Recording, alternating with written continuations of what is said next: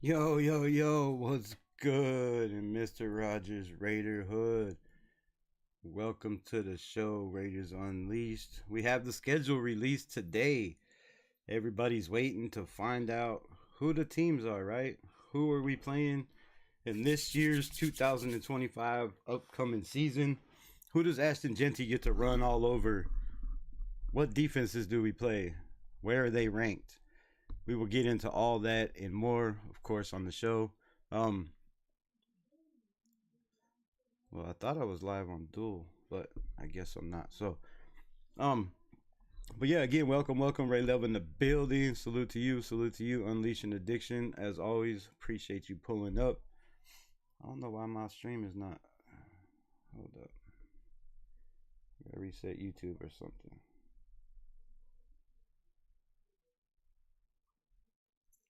Oh well, it's not showing I'm live, and I have no comments, so I don't know if my stream is even working.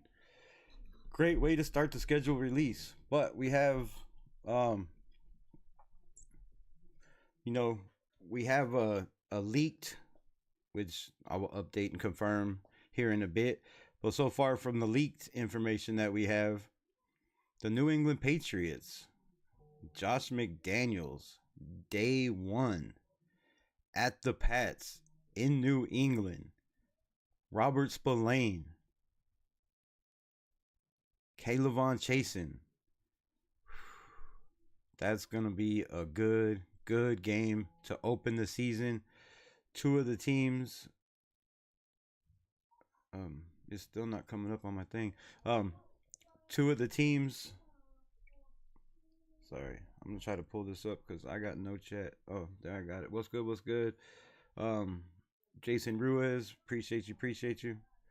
Just give me 1 second. I don't know why it is not playing on YouTube.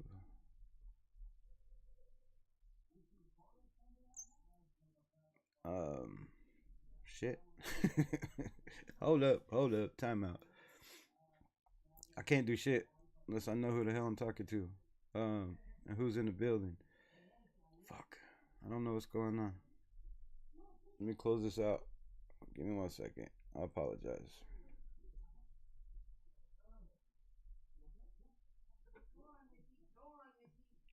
I gotta fix this chatbot shit for sure.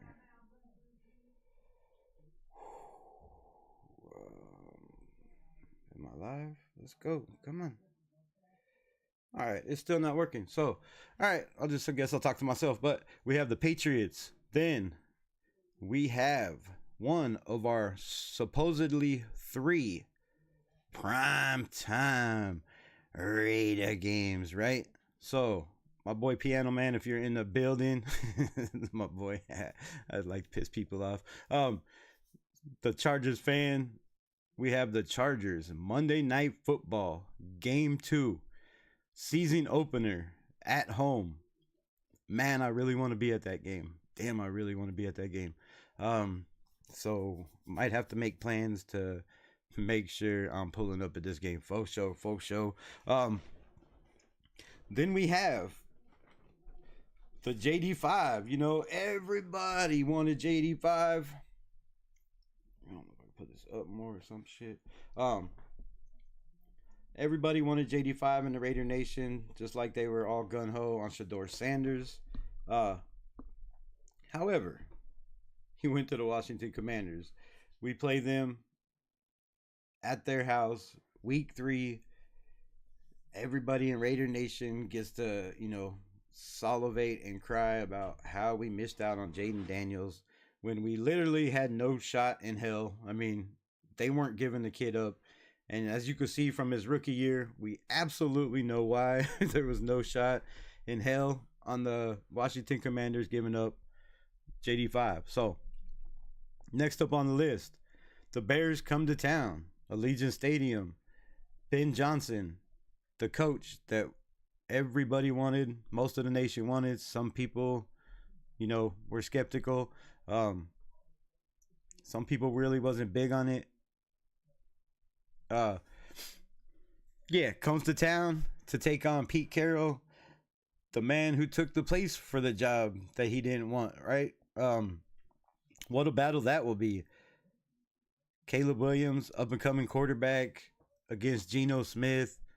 Ashton Genty against the Bears defense. Hell of a game. And a way to start out the season, right? Next up, we have at the Colts. We don't even know who the quarterback is there. Not going to talk much on that. A game I feel we should win. We'll get into all that later. Then we go to Tennessee. Oh, no. Tennessee comes here. Damn it. Damn it. Why can't the Tennessee game be in Tennessee? That would be perfect. That's like 4 hours away. Anyways, the Tennessee Titans come to town. Then we go to Kansas City, a game that I am really possibly going to be at. I don't know why my live still isn't coming up on YouTube, bro. Can y'all see my shit? Are y'all commenting in the chat? I see Hawaiian Candy say salute and what's up, bro. Can somebody comment some more, please? Do something to let me know y'all can see me, y'all can hear me. Then week 8, we have an early bye. Kind of good, kind of bad, right? Depending on how healthy the team is. If it's a really healthy team, no injuries, I really hate having a bye week that early, you know. But if we have some guys banged up, if the team's not playing well like we all predict they're going to, or most of us at least, then you really can hear you and see you. Appreciate it. All right, so I don't need my phone then. I can see the chat good enough, I think.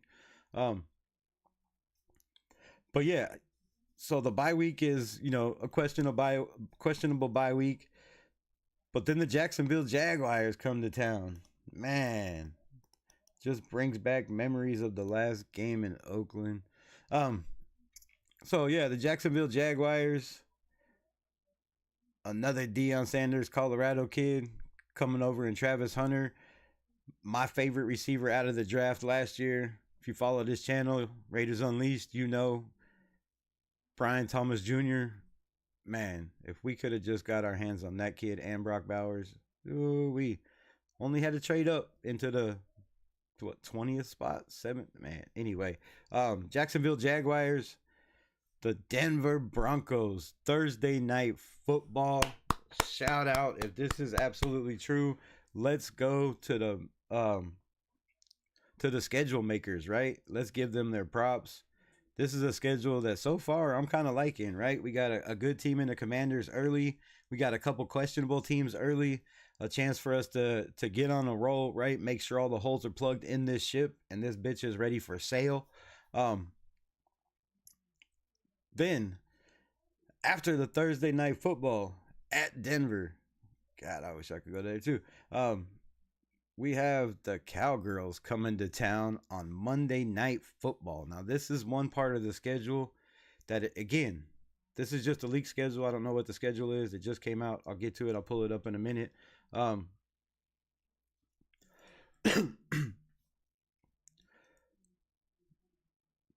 this is just the leak schedule we're going over that I posted a short on.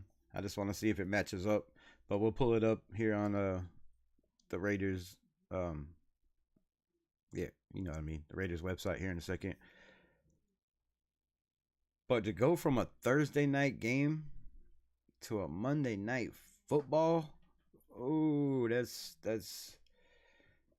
a short turnaround, man. That's a rough spot to be in. You go to Denver, Mile High. At that time of year, who knows if it's gonna be snowing cold, freezing cold. You never know in Denver. And then you got to turn around and play the Cowboys on a Monday Night Football, 2 back-to-back primetime games, again, allegedly. Then we have the Browns. Not really a difficult game. In my opinion, you know, Joe Flacco, he's going to burn people.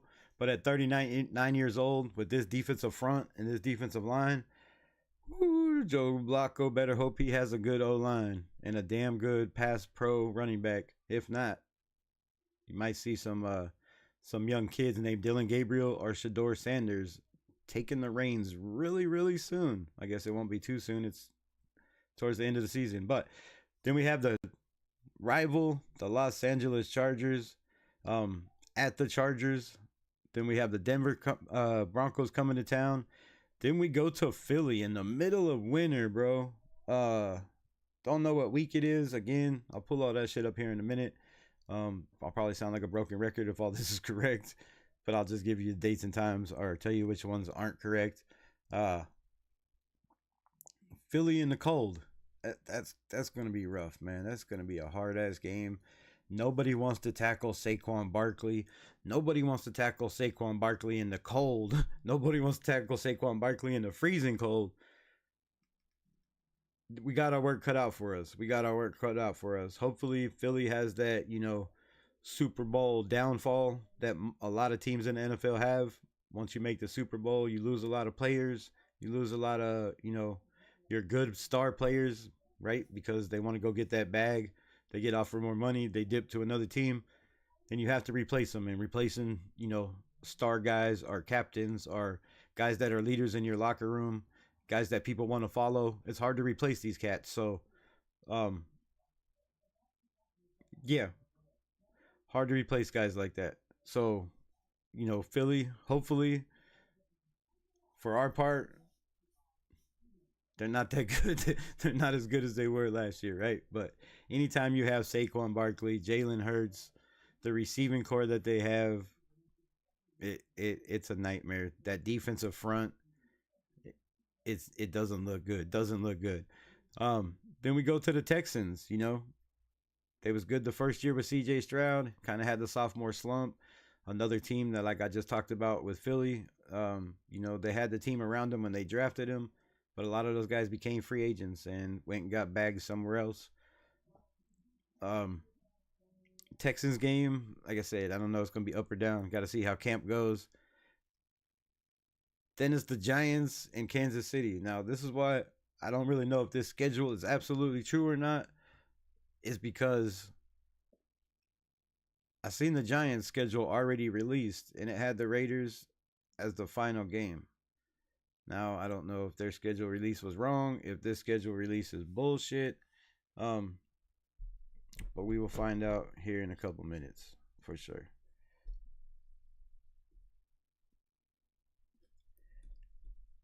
So what's everybody doing? How's everybody doing today? If there's anybody in the building, where y'all watching from? Is this your first time pulling up on the channel? If it is, if you like what you see, think about hitting that like and subscribe button. It would mean the world to me. Help this channel grow. Oh, here we go. It came on finally. What's everybody doing? How's everybody doing today? Yeah. All right. Sweet. So, I guess not everybody in the building, but it do what it do. All right, so I gotta pull something up real quick. Is this damn schedule release shit? Is there like a big intro? Fucking some big special thing? Schedule releases in. All right, here we go. Give me 2 seconds. 2 to the seconds.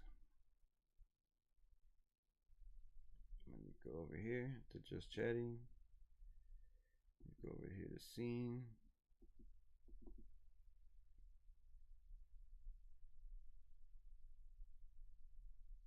Screen. What? No, it's this one.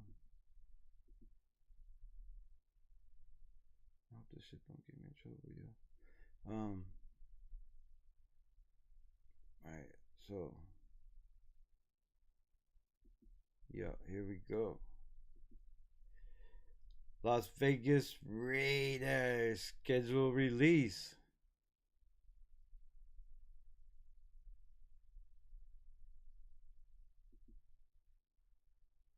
Oh shit. Well, I guess it's not good. Let me stay on it. Let's just stay on it. Fuck, is it showing? So it won't let me go off of it.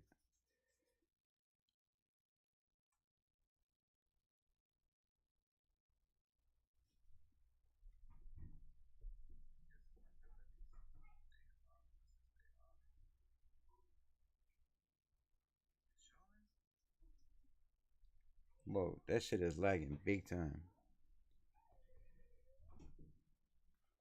Why is it lagging? Yo, I apologize for the lag. It's fucking horrible. On NFL Network right now.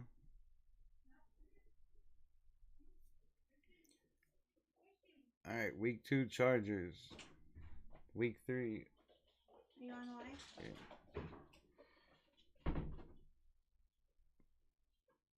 Why is there no sound though? It's just pissing me off.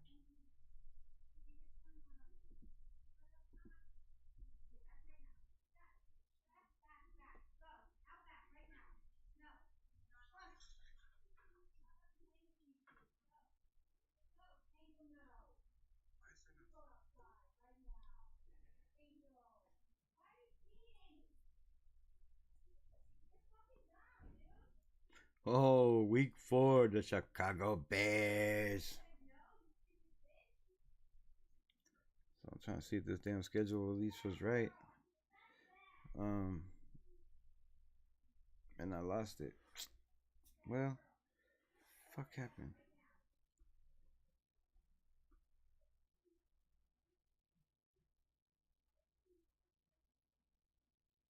That's sick.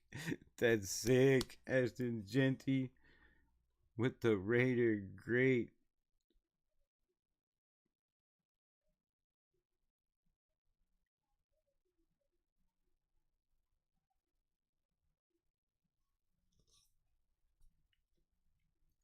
Week 7, Kansas City. To be determined, Las Vegas. Week 8, bye week. JPJ don't look happy about the bye week. He's like, let's just play football. Can we just play football?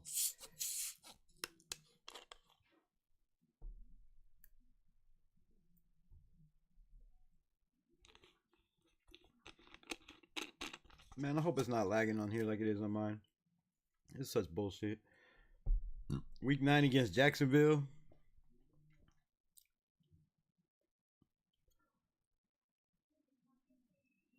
So I guess my schedule leak was correct. Guess the schedule leak was correct. Shout out to the leak. Can't say who it was, but they were correct.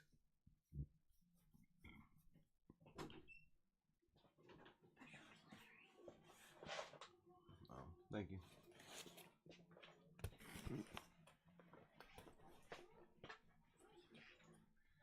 It's all over your face.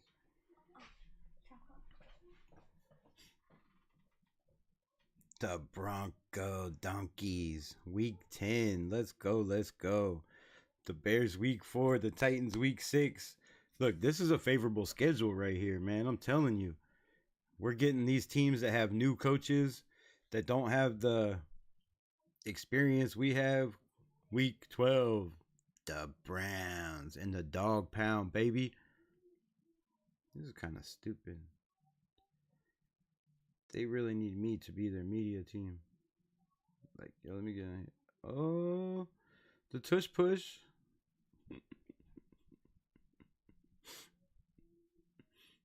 I guess it's not as bad as the Pop Tarts. I mean, let's be honest. You know, it could be some Pop Tart shit.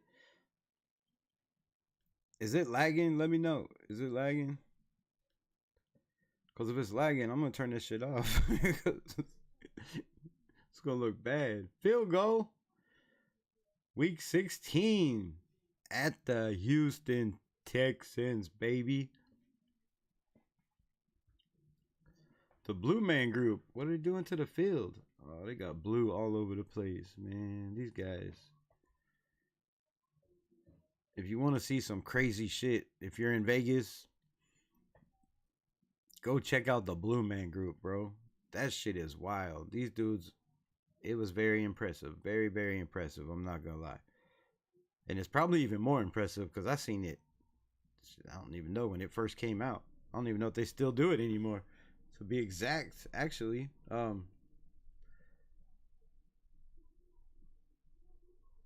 This shit is lagging big time.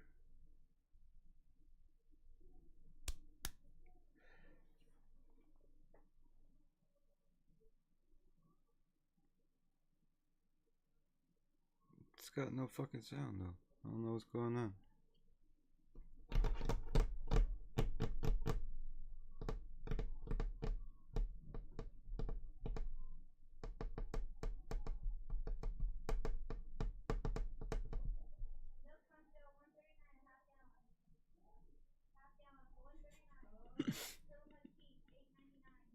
About to blaze up? Yes, sir. Yes, sir. I got you.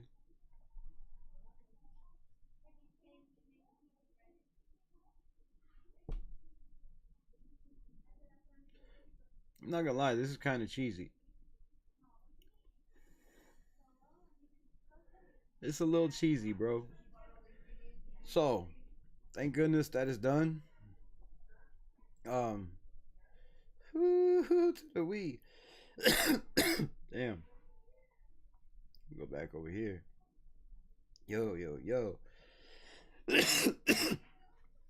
All right, so there you have it. I know I apologize. That was absolutely horrible.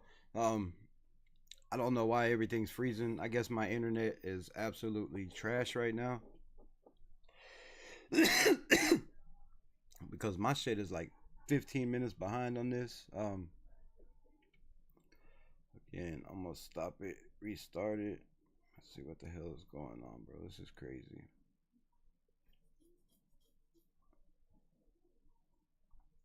So yeah, out of this schedule, what is your um hold up. Let's probably pull the schedule back up. So we could talk about it, right? Talk about it.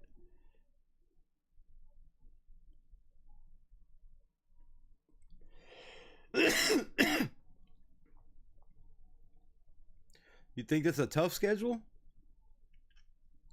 Okay. Let's talk about it. Um what games do you think are the toughest? I mean, obviously Philly, the Commanders, the games in the division are always absolutely freakishly insane. Um, Playing the NFC East and being in the AFC West is brutal.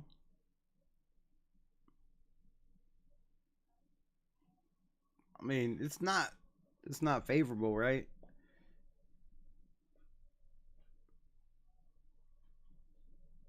Yeah. I guess it's a little brutal. It's a little brutal. Um, don't trip on what? No, good. Um, but yeah, it's definitely a little brutal, and I don't know why I can't see the chat on my phone again. Um, all right, here's the schedule. This is what I wanted to pull up. So I need to go back. Go back. Back to where you once belong. Get back. Ooh, get back. Yeah, that's what I want to do. All right, there we go. There we go. Yo, yo, yo. Wish I could make my guy round. I mean, my screen round.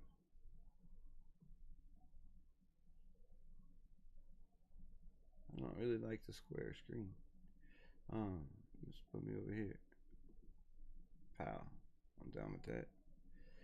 All right, let's go. So, this is the official, the official, official, official of all officials Raiders schedule for the 2025 season. And my boy Tom Bowers over here says it's gonna be a rough one, right? Billy D, what's good? Appreciate you popping in. So, why can't I pull up the comments? Let me try this. Hold up. Give me 1 second. I'm always asking y'all to give me a second. I know. Some bullshit.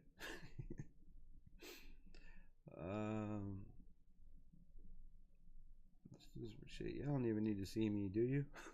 Y'all need to see me? I don't think so.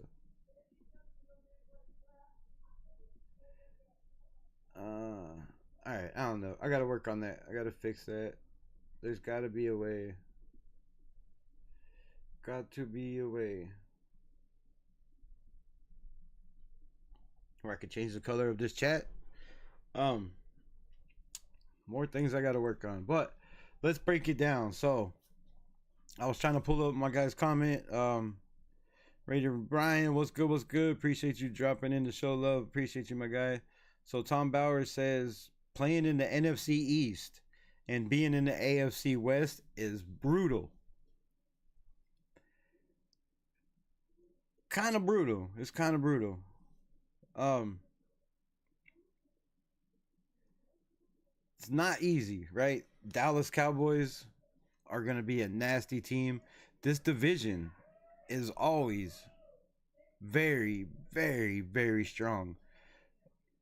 Um, Even if teams, do not have the greatest record throughout the year, when we play in the division, it's always a battle. It's always a battle in the division. So, with that being said, I like our chances. I like our chances in a division with Pete Carroll. I like our chances in a division.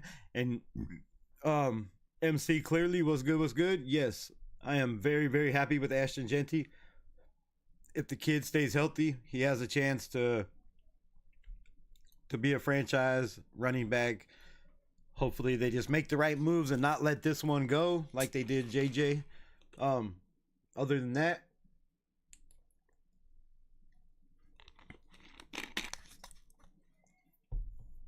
I'm absolutely tickled pink to have Ashton Genty on this roster. But I can see where you could say playing the NFC East is going to be rough, and you're right. I'm not going to argue. Well, the Patriots, however, were the worst team in the division last year. Fourth worst team in the division, or in the NFL last year. Not even a division. My bad. So they were the fourth worst team in the NFL. The Chargers was a team like the Redskins that were at the bottom of the division. They went from bottom of the division to a playoff team with a new coach. I don't see why the Raiders can't do that.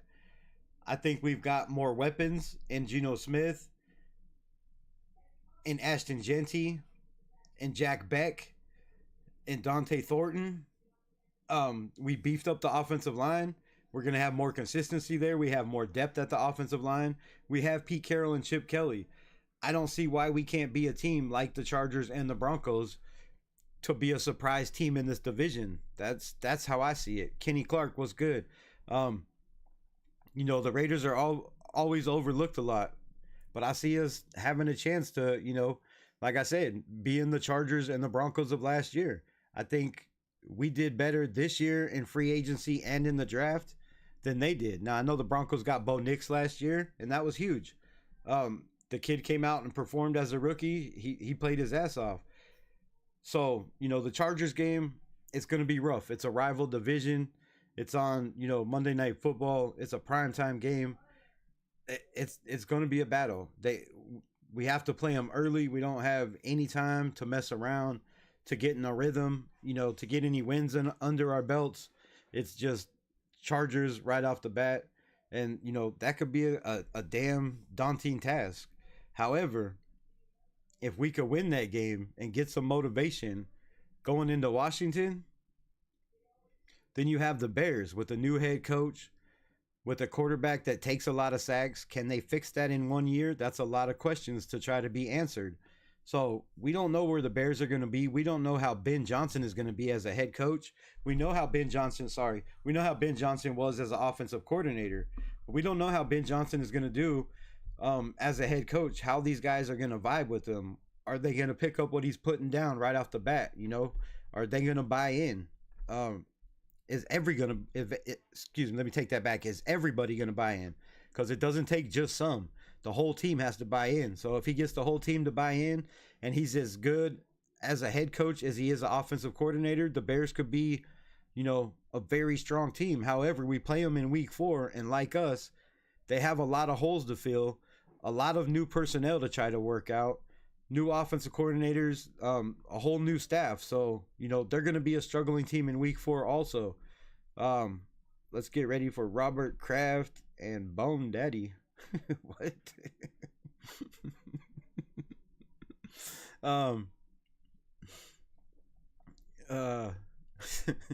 Fucking, what was I saying? What was next? Oh, and then we have the Colts. The Colts is a struggling team. They've been a struggling team for a long time. They have a damn good running back. I know they beat us 2 years ago, killed our playoff chances.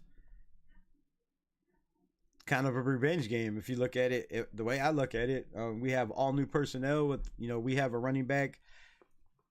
I'm not gonna say Jonathan Taylor yet, but we have a guy that's projected to be an elite running back, and he doesn't have to be an elite right away. In year one, I think there's enough weapons around him where he could just be a standout rookie. It doesn't have to show you're absolutely elite. I'm not expecting 1,500 yards or 2,000 yards. If that happens, fucking, I'm here for it. But the Colts are a struggling team.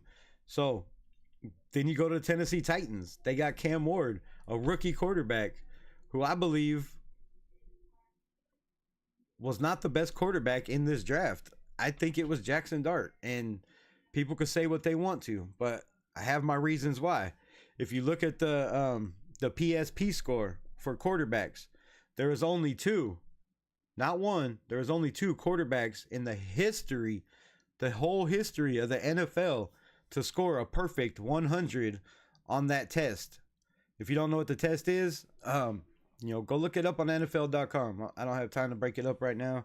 I got a lot of shit to do in this live. Maybe tomorrow. Let me know in the chat, or somebody hit me up in the comments after this and let me know if you want me to break it down. But the PSP score, there's only been two quarterbacks in the history of the NFL to score 100% on that test. One, anybody know in the chat? Anybody want to participate? No? All right.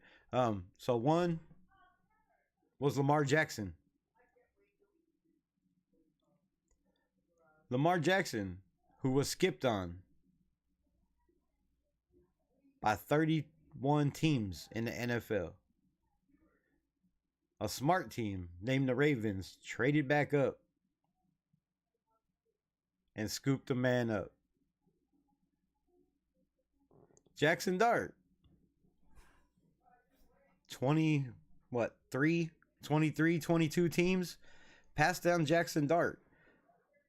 A lot of those teams, the Saints, the Browns, the Giants, all needed quarterbacks. A couple more teams also could probably use quarterbacks. They passed on Jackson Dart. This kid is out there just killing it in camp. So that's why I say, and I said it before the draft, and I'm going to stand on business like I always do. I believe Cam Ward was not a number one pick in this draft. They probably should have went another way, but they need a quarterback. They have one in the building. There's going to be competition there if they keep, Will Levis around. However, Jackson Dart, bro, has a chance with no pressure on his shoulders. A team traded back up to get him in the first round. He has, that fifth-year option. He has plenty of time to sit and learn behind a Russell Wilson. I don't know why I can't think of the other cat's name from Cleveland. The kid has the kid has all the potential in the world. He does. To score that high on the test that only two people in the history of the NFL scored 100% on is absolutely crazy. And if you don't believe me, just go look it up. So the Tennessee Titans, they have some work to do. They don't have, besides my guy Burke out of Arkansas, who hasn't, Taylon Burks hasn't really done shit for them. They really need him to step up and be that guy with his size. They need him to be that dude. So they have wide receiver questions. They have defensive questions. They were also, where did they pick? My bad. Where did first overall. Duh. The Titans were the worst team in the NFL last year. I'm just fucking with y'all. No, so the Titans, I mean, come on. Worst team in the NFL last year. I don't see that being a snap my finger turnaround with a Cam Ward. The guy's a gunslinger. He throws interceptions. He takes chances. He takes risks. They don't have a great offensive line. They haven't improved it, as much as they should have. They never gave Will Levis a chance. How much of a chance are they going to give Cam Ward? There's problems in Tennessee. Then we move on to Kansas City. Kansas City's going to be a big game. It's a divisional rival. They're coming off, a rough year. Super Bowl loss. Only a 2-loss season. Sorry. Only a 2-loss season. They lose the Super Bowl. They've been in the Super Bowl in and out, year in, year out. They're a damn good team. However, they got some guys in Kelsey. They got some guys that are getting up there in age. They got some guys that are constantly in trouble and in the news. They also have some free agents that are questionable. They lost some people on the offensive line. Are they going to be able to replace those guys with the guys they got? I think they had a solid draft. Kansas City's always going to be a battle. I know it's a new team. But what I do know is Patrick Graham is still on the Las Vegas Raiders. And Patrick Graham and his defense has had the blueprint to beat Patrick Mahomes and the Kansas City Chiefs. And if you don't believe me, just go ask the Philadelphia Eagles where they got the blueprint from to just rush 4 over and over again and put pressure on Patrick Mahomes. It was from watching the Raiders on Christmas Day. It was from watching the Raiders last year. It's from watching the Raiders defense and Patrick Graham and what he's done to the Kansas City Chiefs. So Patrick Graham, I think he has that number for the Kansas City Chiefs. Now, we should have won last year, a botch snap. And I can't realize or phantom for the life of me how Raider Menace, what's good. I can't phantom for the life of me how in the Kansas City game, when we're ahead, yes, you could have kicked a field goal. Yes, Daniel Carlson missed 3 field goals in that game. Yes, it was risky. But if you have a headset on and somebody's talking in your ear and your offensive coordinator is upstairs in the booth calling plays, talking to you in your ear, why the hell is Aiden O'Connell looking to the sideline to see what the hell is going on? So somebody on that sideline was calling Aiden O'Connell or screaming whatever it was to make him turn his head and look. And I watched the tape over and over and over again, and I just can't understand why the hell he's turning his head to look to the side when the play is called in his ear. It just makes no sense to me. So another game we should have beat Kansas City. We did not. We lost. Move on. But then we get a bye week. Week 8, right? We get to rest everybody up. The Chiefs signed Amari Cooper. Fuck, stop playing. Don't mess with me like that, bro. That's not funny. It's not funny. It's not funny. That's not funny. Oh, son of a bitch. For real? Man, I'm going to have to look that up now. So, yeah. We have a bye week. We get a chance to rest up. We've played 3 teams in the first 8 weeks that were top 10 worst teams in the NFL last year. So I think we should have a decent mark. And, the Colts kind of in between. They have a rookie quarterback. Some people were very, very high on. The kid did come out in his first couple starts and, 3 touchdowns, 3 interceptions. Not the greatest start for a first round pick drafted in the top 10. Not as good as some guys that were 4th round picks. I'm just saying. However, the bye week is going to be great. We get a chance to rest up, and then we have the Jacksonville Jaguars. Is it at Jacksonville? I can't see that good. What does it say down here? I don't fucking know.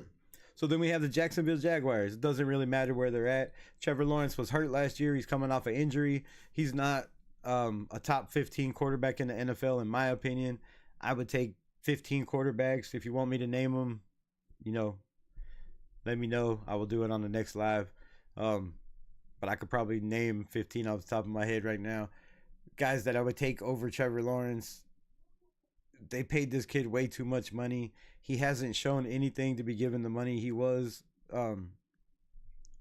never had no DC type seasons, right off the bat, consecutive 3,000 yard, plus seasons. Kid struggled, right? He struggled. The offense has struggled. The defense has struggled. They fired their head coach. They went and got a coach that a lot of Raider Nation was saying they wouldn't mind being the coach for the Las Vegas Raiders last year. Me on this channel was totally opposed of it. Mr. Duval, I don't know what's gonna happen over there in Jacksonville, but I can tell you that's not gonna be a team that just snaps his fingers and is a playoff team right off the bat. Aladdin Saddam was good. Appreciate you dropping in. That's not gonna be a guy that's a team that's gonna come in, a coach that's gonna come in. I think their draft was rough. I think moving up for Travis Hunter, giving up a first round pick last year and the capital they did was extremely insane to me. I think that was a sign to come in Jacksonville of how bad this organization is going to be ran again and what bad decisions are going to be made in this organization. They should have kept the coach they had somewhere in the building, in my opinion. Again, another team in the top 5 in losses that we play in week 9. So halfway through the season, week 9, we're already playing, it's half and half. We're playing 5 teams that were all in the top 10 in losses, except for the Colts, which were very close to that. And then a couple of teams that are pretty decent, right? Then we move on to the Broncos. A Thursday night football game. It's going to be absolutely insane. The Broncos on Thursday night football. Let me know what y'all think. Thursday night football. You like Trevor? I can see that. I mean, I'm not gonna argue that. Everybody has their opinion. We've been through this. I don't know what Trevor Lawrence has done on a damn good team. I know he hasn't had weapons around him last year, but you did have Brian Thomas Jr. They didn't, he was hurt. They didn't use him correctly in the beginning of the season. And he does have Travis Hunter now. So he's got 2 weapons that are potentially Pro Bowl type receivers. So if he doesn't shine this year,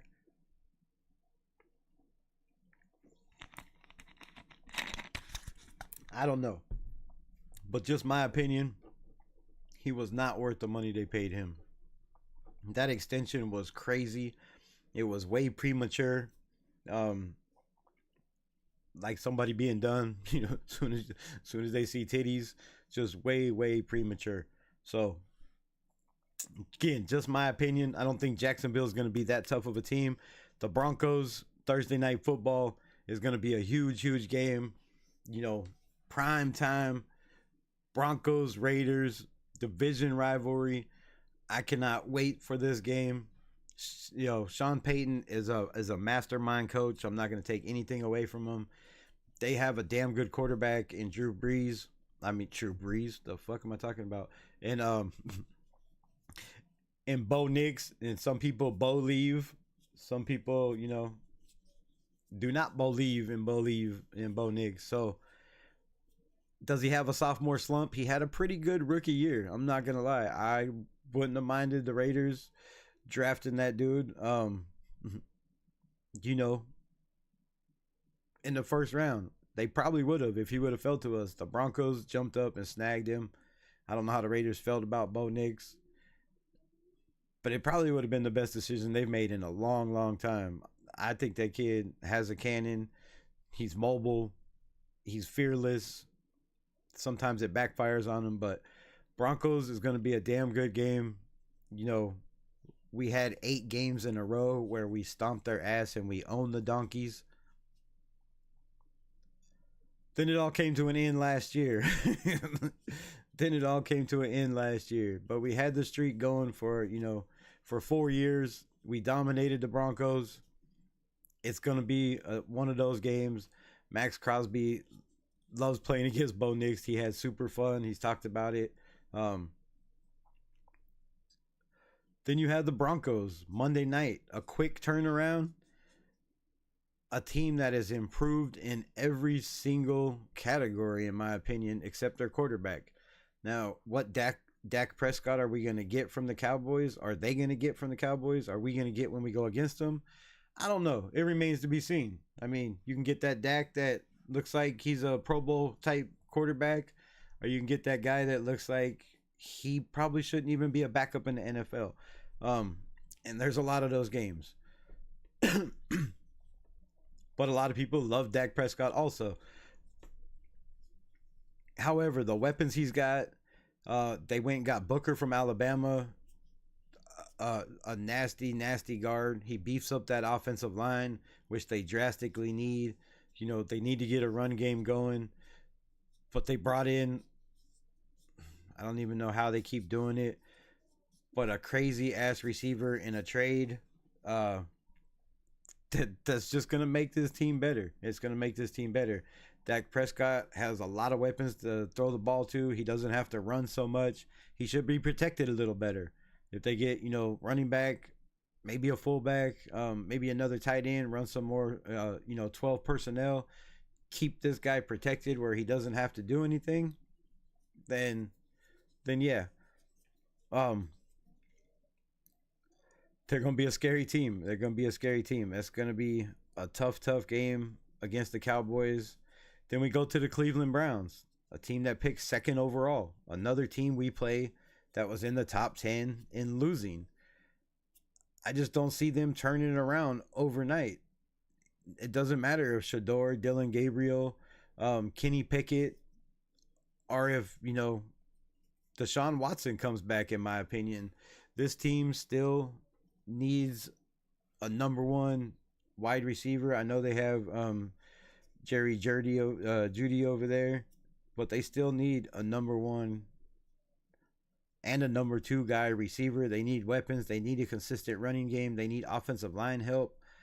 Their defense, a backfield, is not what it's supposed to be with all those first and second round picks over there. The Browns are struggling. They got a good coach in Stefanski, but they're constantly one of the teams that have, like the Raiders, have just struggled for years and can't seem to pull it together. So, we have that going for us. That seems like a pretty, easy game. I know the last game against the Browns wasn't so easy. However, we had Gardner Minshew and a beat up defense. So totally different team this year, I believe. I mean, obviously we could see by the feeling in the locker room, the smile on everybody's face, which we had that last year, but this year it just seems more genuine. It's not demanded that everybody has to smile. Then we go back to the division, right? We go back to the division. We get the Lightning Bugs coming to town on November 30th, 1 p.m. game. Another division rivalry. But depending on how their season goes, how they stay healthy, they got Omarion Hampton. They went and got the running back from Pittsburgh, Najee Harris, who everybody was high on, coming to the Raiders, being maybe being the replacement, for Josh Jacobs. However, at that money, I was totally out on that.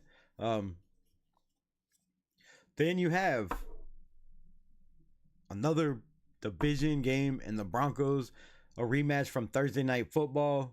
Whether we win or lose, these games are always tight. And again, with the coaching staff we have, with the fact that we have Chip Kelly, all he has to worry about, again, I've said this a million times, is scheming for the defensive teams in front of him. You don't have to worry about all the head coaching issues, personnel issues, all the drama and bullshit that comes with being a head coach. That's all on Pete Carroll.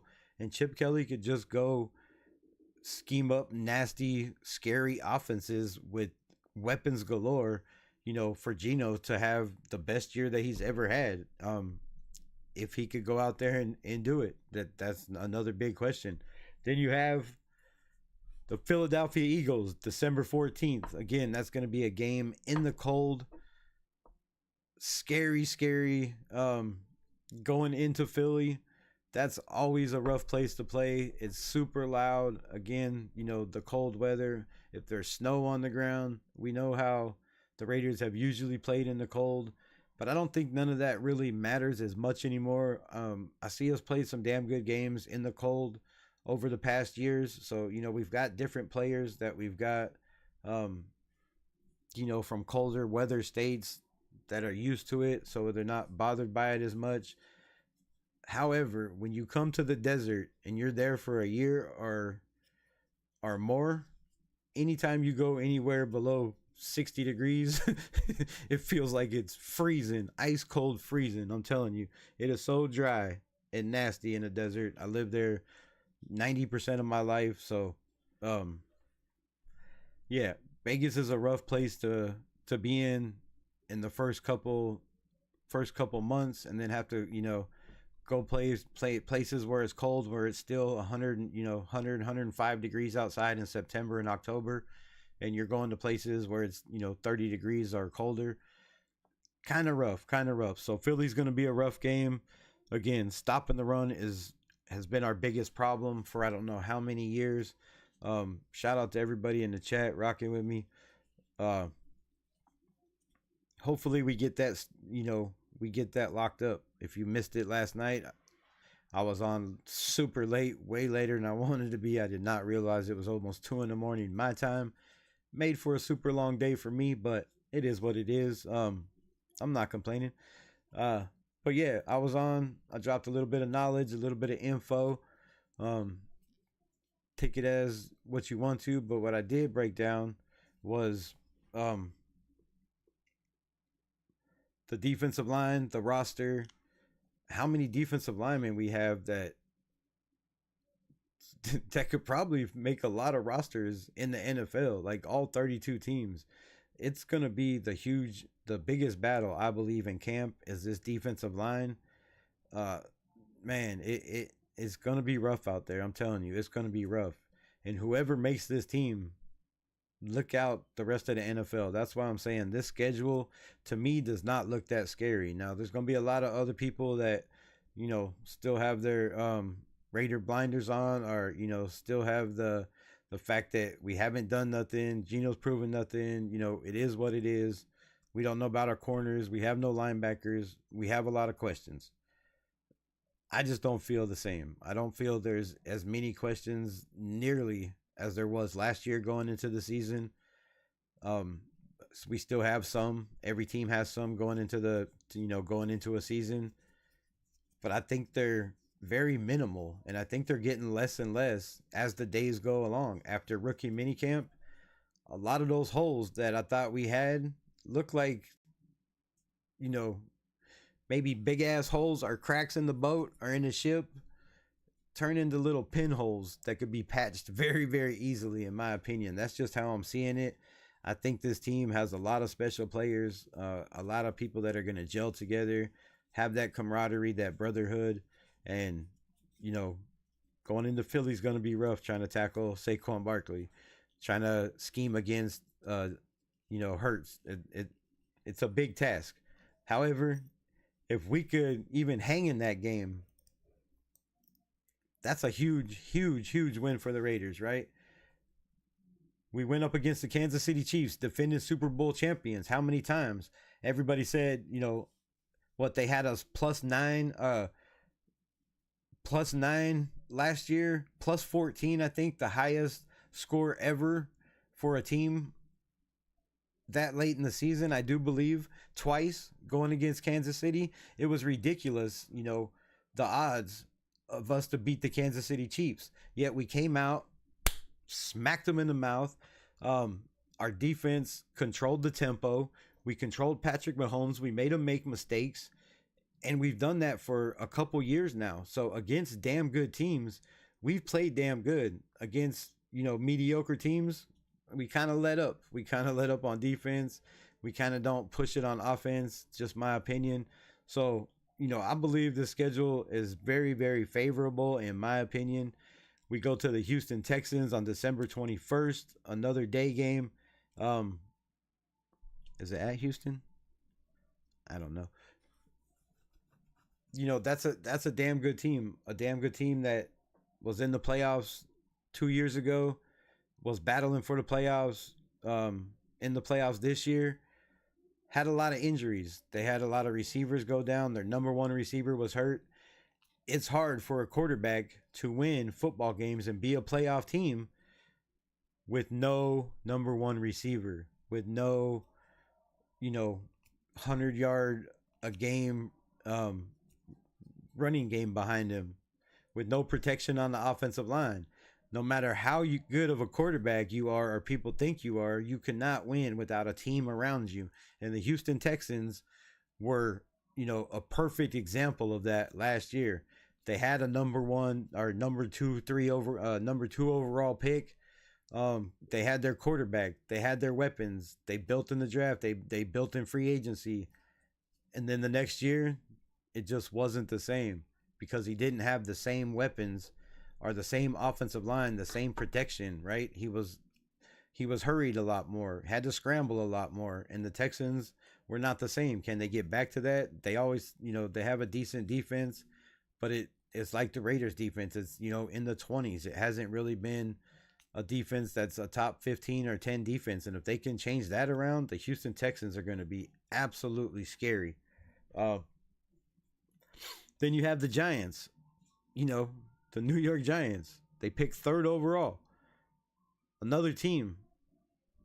What is that? The seventh team or sixth team that we play that was in the top 10 for losing records last year. This is very favorable in our favor. So the Giants, we just talked about it. They have a young quarterback they moved up to get that they highly believe in. They took a superstar at number 3. They shored up their defense. That's going to be a lot stronger when you got a guy like Abdul Carter coming off the edge, putting pressure on quarterbacks. It's going to make this team a lot stronger. You have, Brian DeBall that has his job on the line. The GM over there has their job on the line. So these guys are going to have this team playing their asses off. And, it's not a good time to be playing the Giants, in my opinion.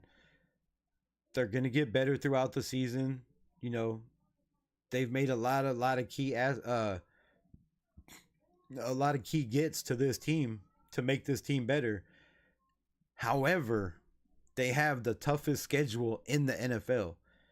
And having the toughest schedule in the NFL leads to a lot of injured players, a lot of worn out players, a lot of heads down if you're getting your asses beat. So the Giants could be a tough team. They have a two-time appearance Super Bowl quarterback, 1 win, 1 loss.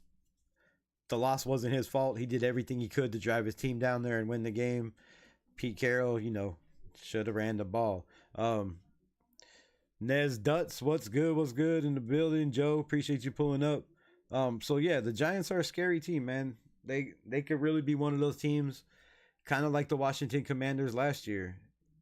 If they get everything together, the offensive coordinator, the head coach, the defensive coordinator.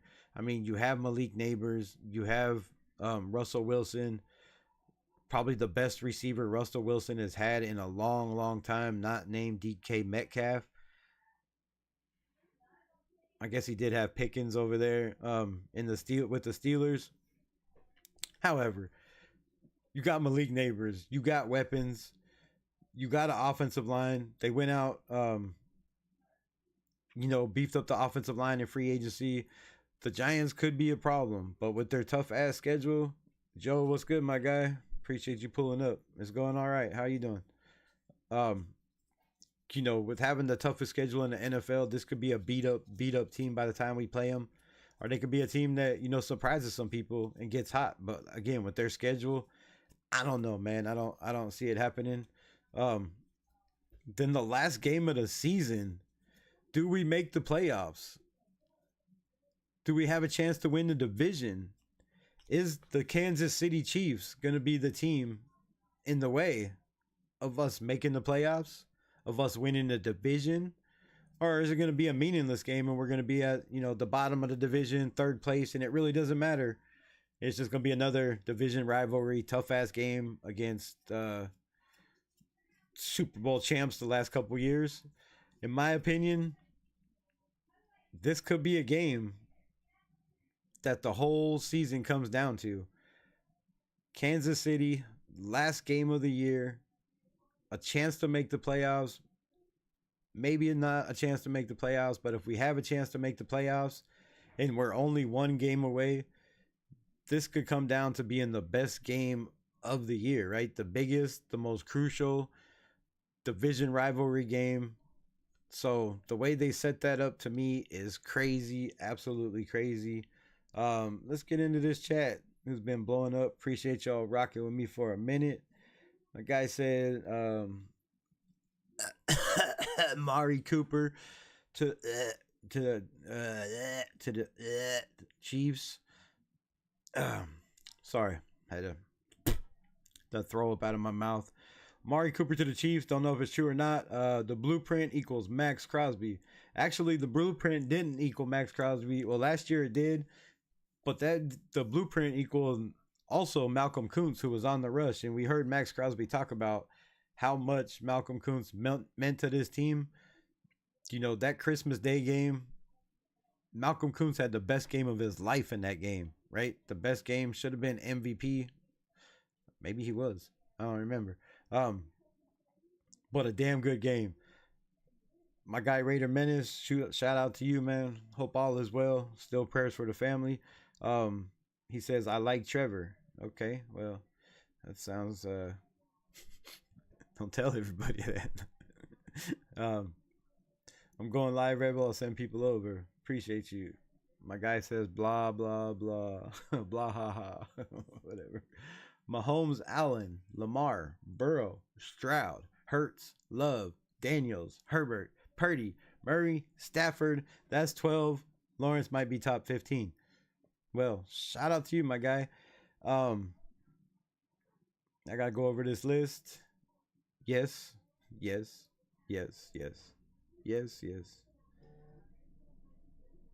Wait, what Daniels? Jaden Daniels? Wait, Jaden Daniels? Please tell me that's Jaden Daniels. I'm just fucking with you, man. Herbert, Purdy, Murray, Stafford. That's 12. Yeah, that's 12. Definitely 12. Raider Menace. Who's scratching at the door? Raider Menace says I got him at 12, maybe 11. So if you got him at 12, maybe 11, Raider Menace, where do you put it? Who are you taking out of Tom Bowers' list? Shout out to my guy Tom Bowers, dropping the knowledge. Appreciate you. Have to make you a mod soon. You keep doing that. No, I'm just kidding. But you taking Mahomes out? You taking Josh Allen out? Are you taking Lamar out? Are you taking Joe Burrow, CJ Stroud, Jalen Hurts, Jordan Love, Jaden Daniels, Justin Herbert, Brock Purdy, Kyler Murray, Matthew Stafford? Who are you removing out of that list to put Trevor Lawrence in there? I couldn't remove anybody. I mean, you might. I know somebody's going to say Brock Purdy, but come on, look at his playoff appearances. And don't even say it's the team around him, because that's just going to... No, I'm just kidding. Y'all got no sense of humor. Wait on Dak, Goff, the above him. Lawrence might be top 15 as number 15. He could very well be number 15. Like I said, I could name 15 off the top of my head. And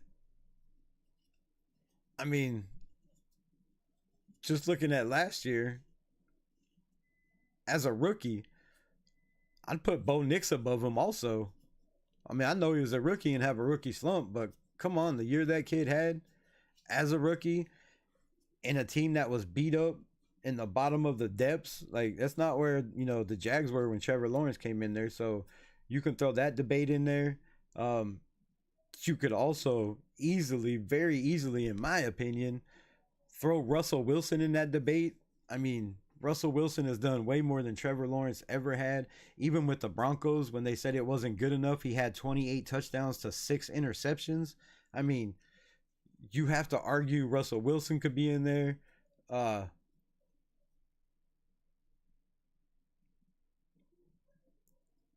I mean, the year Sam Darnold had, if he continues that trajectory, that's even a question in there. You have to put, in my opinion, I would throw Kirk Cousins in there from what he's done with the teams around him, making the guys better. So, I mean, I don't know. But again, this is just it's just a debate. It's just a debate. Nobody's wrong here. When Dak got weapons, he's scary, but his injuries are catching up to him. Yes, they are. And injuries slow you down. And the more injuries you take, the older you get, the more they hurt, the longer they take to heal. And that's a big problem in the NFL. It's a huge, huge problem. Shout out to the 12 people in the building rocking with your guy. I see us at 6 to 8 wins this year. Early prediction. So take it like that. I mean, that's a good, you're up there, right? With all the critics that have us at 6.5 wins to 7.5 wins, nobody's giving us over that. All those dudes, in my opinion, are way off. They're always way off. They would have been way off last year if this defense would have just stayed healthy. Now, yeah, we had Garner. If with a healthy defense, it might have been a different story. If not, the games Aiden O'Connell played would have definitely been a different story. He showed the kid could come out and win games. If you just give him a rushing attack and a defense, that could actually stop the other team from scoring more than them. It's not hard, but I believe this team is way better than that. Last year, I thought they were going to be super good. I'm not going to lie. I had them at 13-14. And I said if they stayed healthy, because I knew that was a big question in the NFL. And we had big questions at corner, linebacker. There wasn't much depth. So being healthy was the key part of that, prediction. Because if you're not healthy and you don't have your starters and you have no depth, then making a prediction like that is just asinine in my opinion. And it means nothing. So I see them winning 10 games minimum. That's minimum. Just because the teams we play, we have, like I said, 7 games where we play teams that were, close to the top 10 of worst teams in the NFL. Yes, all those teams revamped, but a lot of them have new coaches, new general managers like we do. A lot of them, new coaches haven't been new coaches for many teams. Some of them are new coaches for the first time in the NFL. Pete Carroll, I think, has that advantage. He has the blueprint of how to build a franchise, how to start, what it takes to win, what you need for your quarterback to succeed, what you need for the guys around them to succeed. Some coaches take a while to figure that out, especially new coaches in the NFL, like a Ben Johnson. So I think we have that edge on a lot of teams in the NFL with new coaches. So, we could be where, 6-8. To me, that's horrible, bro. If we're saying Geno Smith is better than Derek Carr, better than, all the quarterbacks we've had, this is going to be the best quarterback we've had in a long time. We just got the best running back in the draft and possibly, the last ever draft, possibly the best running back to ever come out of the draft. We just added, crazy speed on the offense, 6'5", 4'3" receiver.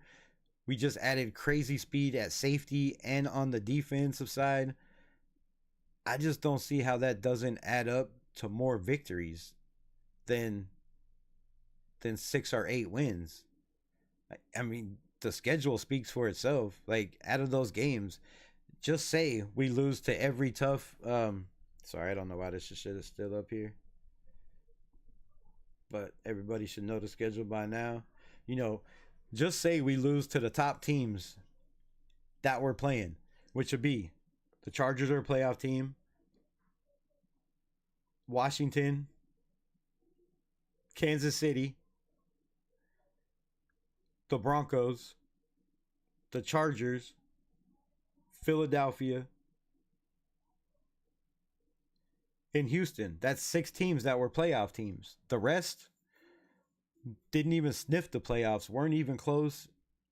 I just don't see a turnaround that fast for those teams. So we play 6 teams out of 17 that were in the playoffs last year, but we also play 1, 2, 3, 4, 5 teams that were the worst teams in the NFL last year. So I think that's going to be a big key factor to this team. Not to mention the Pete Carroll effect. I keep talking about the offensive coordinator, Chip Kelly, you know, only having to focus on offense, not the other tasks that comes with being a football head coach. So I really hope your prediction is wrong. Again, I hope. I hope. But I could see 8 games. I have 8 games as our floor. That's the low. If we lose less than 8 games, it's because something drastic happened. Guys didn't stay healthy. Injuries at key positions where the backups are just not good enough to come in and play at as high a level as those guys. That could be a problem. If that doesn't happen, I could see the level of these guys playing putting us at 8 wins at the bottom. Now, is it going to be much more than that? No, I'd say ceiling, 10 or 11. I don't see us much more than that because we play Kansas City twice, we play the Chargers twice, we play the Broncos twice. So out of those 6 teams that we played that were playoff teams, 3 of them we play twice, which makes it 9 hard games instead of 6, which I understand that. But it's the division, man. Last year, we were swept in the division. I don't see Pete Carroll coming out and flopping in this division. I believe they dominated their division, first or second pretty much every year in Seattle and everywhere he's went. So that's another, key factor, positive key factor for this team. What else we got? How many games will we win? All right, so that's why I don't know how many games we're gonna win. Like a way too early prediction, and here in a minute we'll go over every team and I'll pull up which fuck, I'm gonna have to do that on another show because it'll take forever to do all that shit. But we'll go over the top teams we play, where their defenses was ranked. We'll pull up that shit real quick here in a second. But again, I see us very, very easily. Not easily. That's a overstatement. I see a very highly successful chance that we win 10 or 12 games. And I know that's crazy. People are going to be like, how the hell? You think, what 5 games are we going to lose? I'd say 2 in a division, possibly 3 in a division. And then the only real threats out of that, other than our division, would be the Eagles, the Cowboys, and the Redskins. Or the Commanders. Sorry, I always say that shit. So out of those 3 threats, if we just win one of those, beat one of those teams somehow, 2 of them I believe are at home. One is a huge game in Monday Night Football. If possibly we can win one of those games, we can win 10. I see us, we can win 10 games. Now, in order for us to do that, here's what's got to happen. We have to have Darian Porter come out, not be a starter, but be productive every week. Take steps, baby steps, get as much burn as possible. We need Eric Stokes to stay healthy. We need him to be 100% healthy. No setbacks, no injuries in camp. We need Jacorian Bennett to be his absolute best he's ever been. We need him to take that 3rd year leap. Um, absolutely. You know, if those 3 things don't happen, then I could see it being 8 games, but I just don't see it being less than that. Um, if our linebackers, are anywhere close to as good as the linebackers last year, because let's be honest, Divine Diablo was horrible when it came to tackling. And he's not a Raider no more. I'm not going to make fun of the guy or talk shit. I apologize, Divine Diablo. It was all love. Just trying to make you better, my guy. Which you probably never seen any of my shit anyways. But if you did, it was just all fun and games and love. But you got to work on your tackling. So Divine Diablo was not a great tackler. He was decent in coverage, but there was times where, he just got cooked by guys that just had, too quick of that first step, was already by him. Recovery speed was just not enough to catch up to the guys. And then we didn't have very good coverage when it came to Robert Spillane when it came to coverage. Now, yes, he's great at rushing the quarterback. He's great at stopping the run. He's great at, blitzing on 3rd downs and getting in the backfield, disrupting run plays, disrupting pass plays. Robert Spillane's great at all that, but what he struggled at was pass coverage. And if we can just get Jalen Smith, Amari Gaynor, Devin White to be what he was the Super Bowl year, right? Started out the Super Bowl with an interception as a linebacker. If we can get play like that from our linebackers and the play from our defensive line like Philly had last year, because I believe we have the cats, and no matter what you say, Philly does not have a Max Crosby on that team. Like, nobody has a Max Crosby. So that's another huge advantage we have, is having a Max Crosby. If we have a Christian Wilkins healthy, a fire lit under him, and Malcolm Kuntz and Adam Butler, this defensive line is scary. They're going to put pressure on quarterbacks. They're going to make them make bad decisions. And if our defense can just be, top 15, top 10, and our offensive line can put our offense could put points on the board somewhere in the 20s instead of 13 or 14 points a game, we definitely have a chance to compete, bro. Definitely have a chance to compete. It's raining in Kona right now. That sucks. I streamed 8 minutes ago. Started raining. Well, shit. You're more than welcome over here. Walking in the rain in Kona. LOL. Sounds like fun.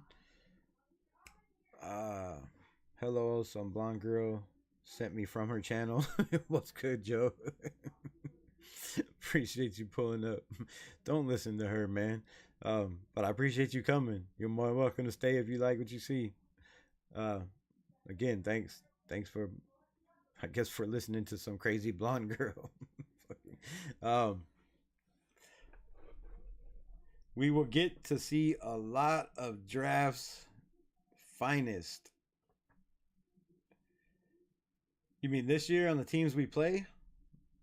That is correct. That is correct. Nez Dutz 212 in the building. Sup, Joe? Flash, aha. He's a miracle Flash. King of impossible. Piano Man. What's good, dog? Fucking. Oh, these glasses are making my eyes water. Hold up, because I can't see the chat. What is burning my eyeballs? Holy shit, that is bad. I can't see nothing. I need surgery. He used to live with me. Rebel lived together for 3 years. Why are you bringing that up? What's I got to do with any? Candy, can I go watch all your lives? Oh, Candy. Can you go live or watch all your lives? She's always live. And why you want to dip on my live to go watch Candy, bro? That's messed up, Lexi. It's messed up. I was just live, but the service was bad. Yeah. I'll stream when I get home. This is not about Raiders, Hawaiian Candy. What's up, popular Raider kid? These mo's.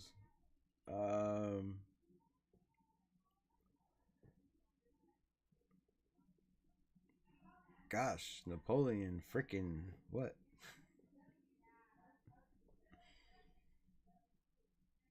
Brock Purdy I only can't even speak. Brock Purdy currently has the highest. What the hell that says? Whatever was on my finger. That's probably why my eye was burning. Son of a bitch. Oh. Has the highest QBR in NFL history. He slept on. The highest QBR in NFL history? On the really? I'm gonna have to look that up. Then they should easily pay that dude whatever he wants in his contract. There should be no conversation, no discussion of whether you pay that dude or you don't pay that dude. Why am I not? Cannot toggle dual inputs while live. That's bullshit. I was supposed to be live on both inputs. So yeah, man. Still see my shit. I don't know why this fucking camera like that. How about that? I don't know. Whatever. Too much. Oh shit. Don't fall. So yeah, I mean, Brock Purdy's a hell of a quarterback. Mr. Irrelevant, comes out and just proves why I keep saying what I keep saying. That is not the quarterback, it's the team. When you're put on a team with all those weapons, an offensive line, a solid defense, that can get your offense back on the field to give you a chance to put up points so you win the game, because that's what football is all about. Something Derek Carr never had, but 2 years in the NFL. When you have a system like that, it doesn't matter if you're drafted first overall, second overall, how many interceptions you throw, as long as they're not more than touchdowns. As long as they're not in key situations that cost you playoff, victories. Derek Carr against the Bengals, throwing into triple coverage, stupid shit like that. If you make good decisions and you can throw the ball and you're smart, you can play quarterback in the NFL as long as you get put in a system that is right for you, that shows your strengths. And a lot of people struggle with that. Teams draft quarterbacks. The next year they draft a defensive lineman. The next year they draft a corner. Instead of trying to get a running back if they don't have one, a receiver, that you can groom with this kid, that can grow with this kid, so they can develop something special over the next, 3, 4, 5, 6, 10, 15 years, however long they can play together. The NFL fails to do that a lot. So, in my opinion, that's why a lot of these guys struggle. But, if Brock Purdy has the highest percentage in the history of the NFL, that's wild, crazy stats to me. And they should pay that man. They should pay that man. Definitely. I don't know why he don't want those watermelons. Everybody loves watermelon.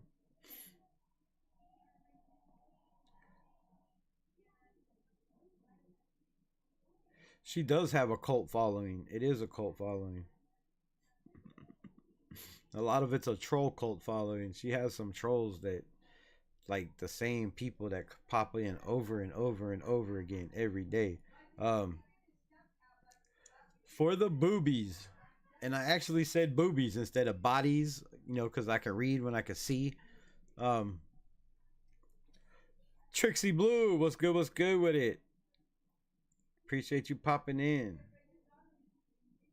Oops, damn, autocorrect on the bong. What? Sorry, Trigger got out the cage. Tiger got out the cage. Put the tiger back in the cage, yo. Put the tiger back in the cage. Who else is in the building? Let me catch up to these. Wilson was washed. Darnold just threw it to Jefferson. I mean, we're about to find out in Seattle, right? He's got that rookie Smith, Enigma Smith. They lost DK. They got some young weapons in the draft. We'll see. We'll find out what Darnold's all about. Sometimes it's all about system fit. And if you can learn what that system fit is from another team like Minnesota and what they did and how they used them. And if you can implement that in your offensive system, then you can get the best Sam Darnold, in my opinion. I mean, I'm not saying he's great. He has a lot to prove. It was one good year. I totally agree on that. But he showed, he could be a damn good quarterback in the NFL in the right system put around him. Tiger got out the cage. Put that tiger away. It stopped raining. Good. I'm hitting the dab pin. Yeah, I hit mine.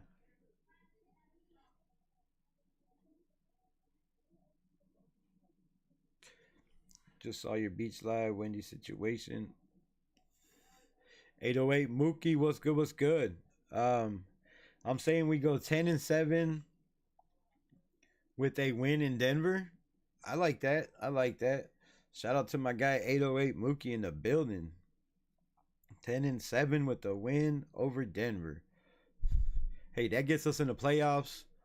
And if we can just beat another, get a couple more wins in that division, that definitely puts us in the playoffs.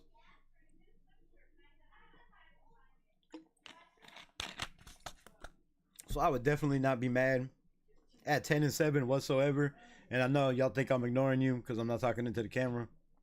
But the chat is right here on my phone.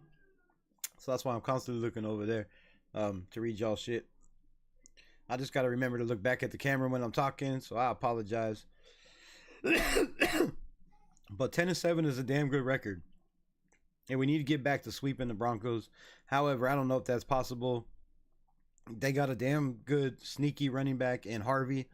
They had my best corner in the draft in Jahad Barron. I can't even speak. But Jahad Campbell was one of my top guys in the draft on my board. This chat is way behind. That's crazy. The Blinka. What are you standing there looking dumb for? By the way, Kane, I don't know. 10-7. I like that. What else we got?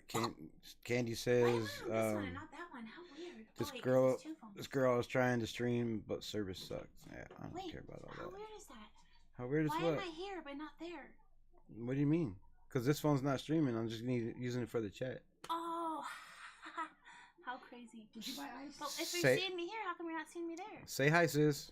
Hi, sis. Because this one's behind. You'll be on in a minute. Say hi who? Oh, how weird. Who are you saying hi to?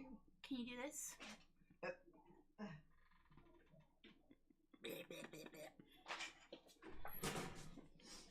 All right, Batman.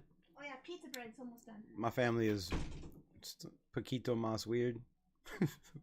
Paquito Mas. Fucking. Oh, good Lord, sis. Man.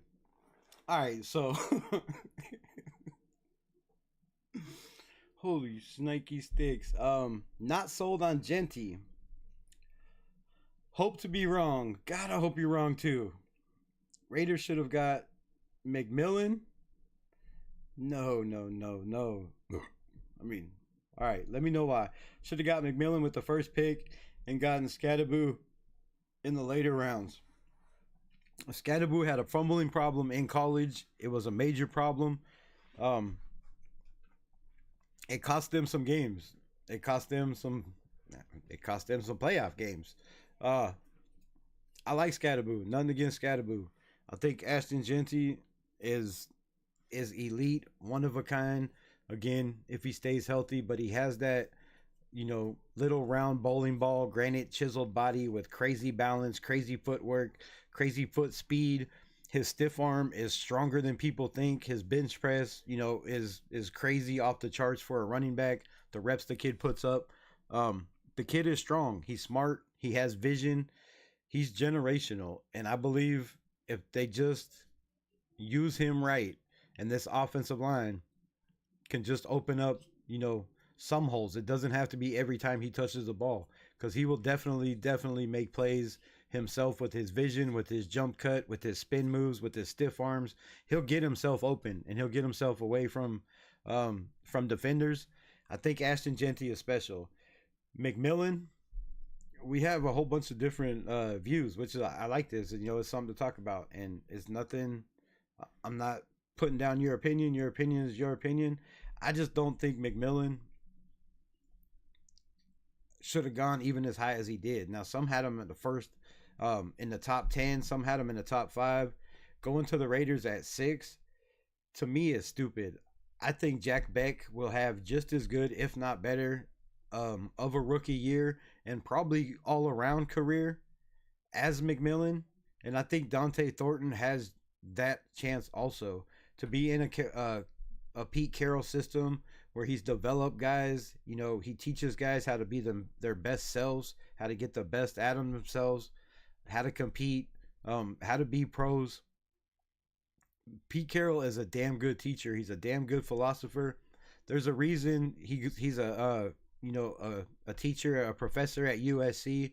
This man knows what he's doing. He knows how to get the best out of people. He knows talent, and he knows how to develop it, and he knows how to bring in guys to develop talent. And I just think T Mac would have been crazy over Ashton Genty. But come talk to me midway through the season, and we'll see where Genty's numbers are and T Mac's are, and you could be right. We could have missed. We could have picked the wrong guy. If it was me, if there was somebody there that was better than Genty, which I didn't feel there was, or if we could have traded back, if somebody really wanted that 6 spot, that really wanted Genty, like the Broncos or the Bills, somebody that there was talks of moving up to trying to get that spot. If one of those teams really wanted that spot and was willing to move up to 6, I would have rather move back and take a shot on a guy like I said, Jade Barron or Nick Emanwari that crazily fell to the second round. I don't know how. Just mark my words, Nick Emanwari is going to be a stud in the NFL. If they put him in the right scheme and the right fit, that is always the key in the NFL. But so yeah, I just think I could have traded back. That's the route I would have went. I would have went defense, or even a guy like a Jalen Walker or Jahad Campbell. I would have went that route, and then in the second round, I would have took Trayvon Henderson at Ohio State. He knows Chip Kelly's system. He reminds me a whole lot of Jahmyr Gibbs. He has that breakaway speed. There's nothing he lacks. Unlike Genty, he's a better pass blocker. He didn't fumble all year last year. I think that possibly could have been a better pick than Genty. Now, I think Genty's going to be generational. He's going to be, the franchise guy with Pete Carroll and whoever comes, as long as they use him right.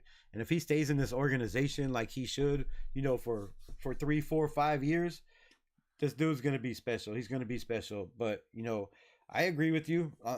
He's got a lot to prove. The 6th overall pick is a very, very high pick for a running back. Some people call it a luxury pick. Some people, say you don't draft running backs in the first round. Most people say you don't take them in the top 10, right? So, he has a lot to prove. He has a lot of weight on his shoulders, in my opinion.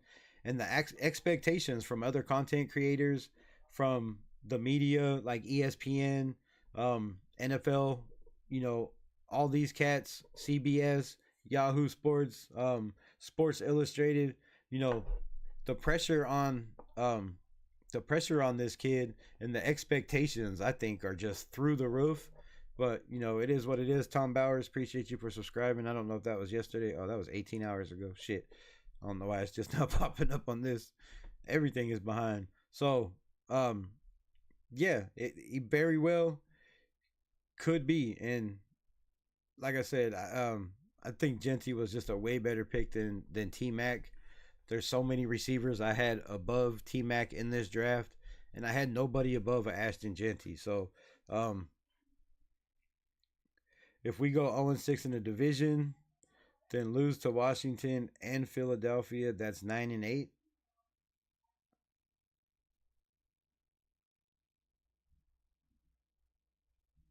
That's a damn good point.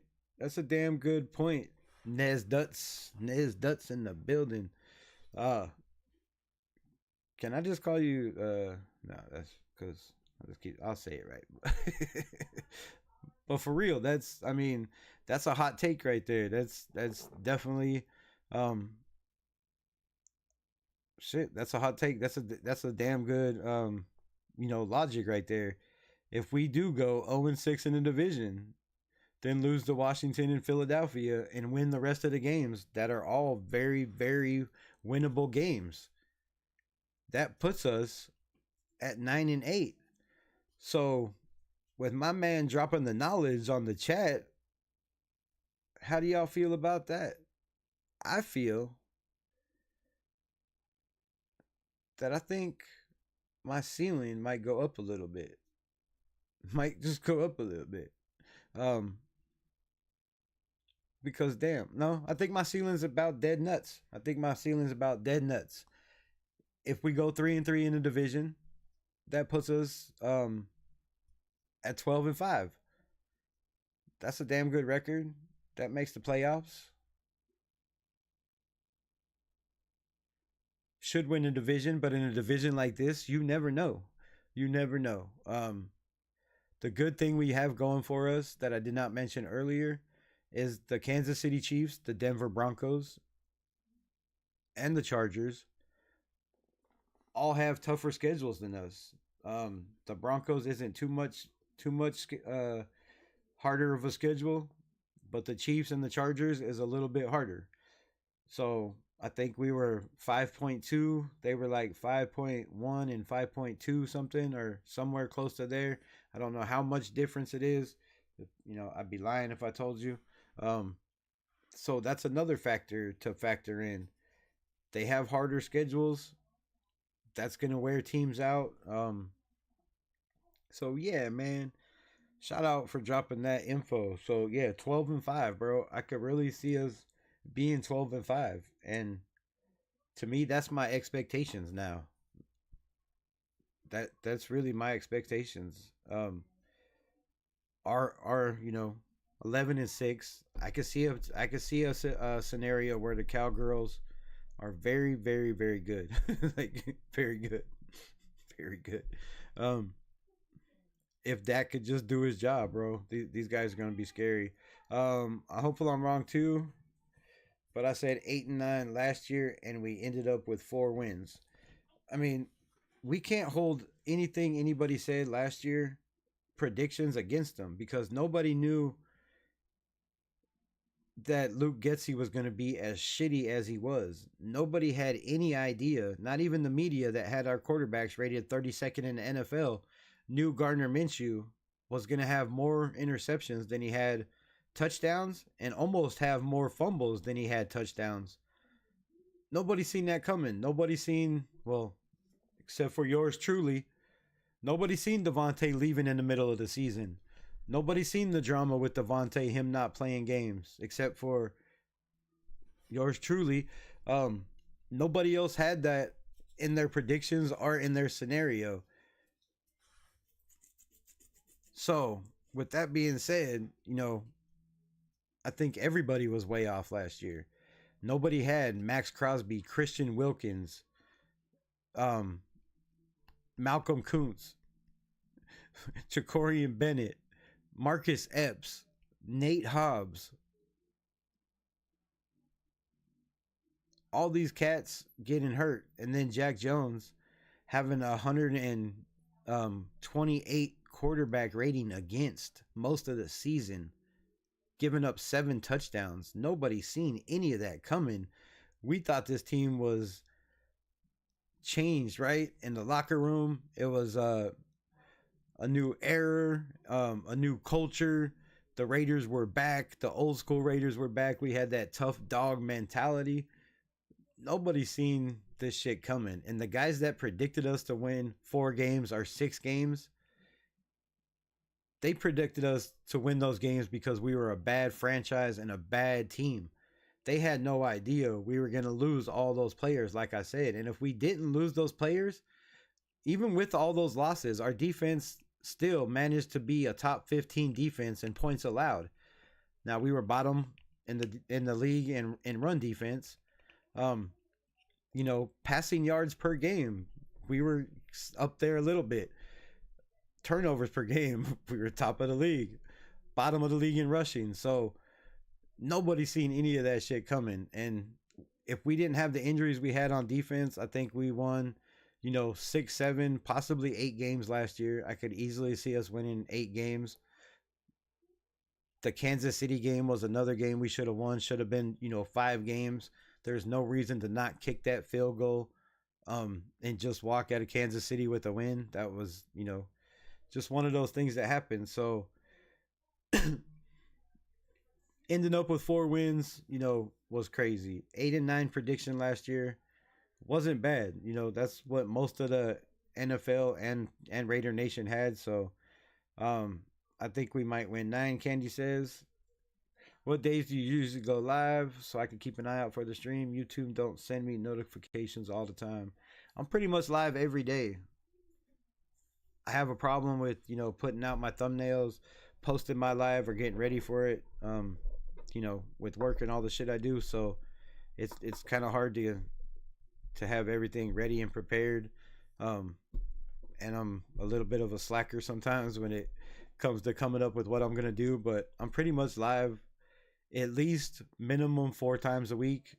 But I like to go live every day, if there's something to talk about, or if there's, breaking news I gotta tell people and shit.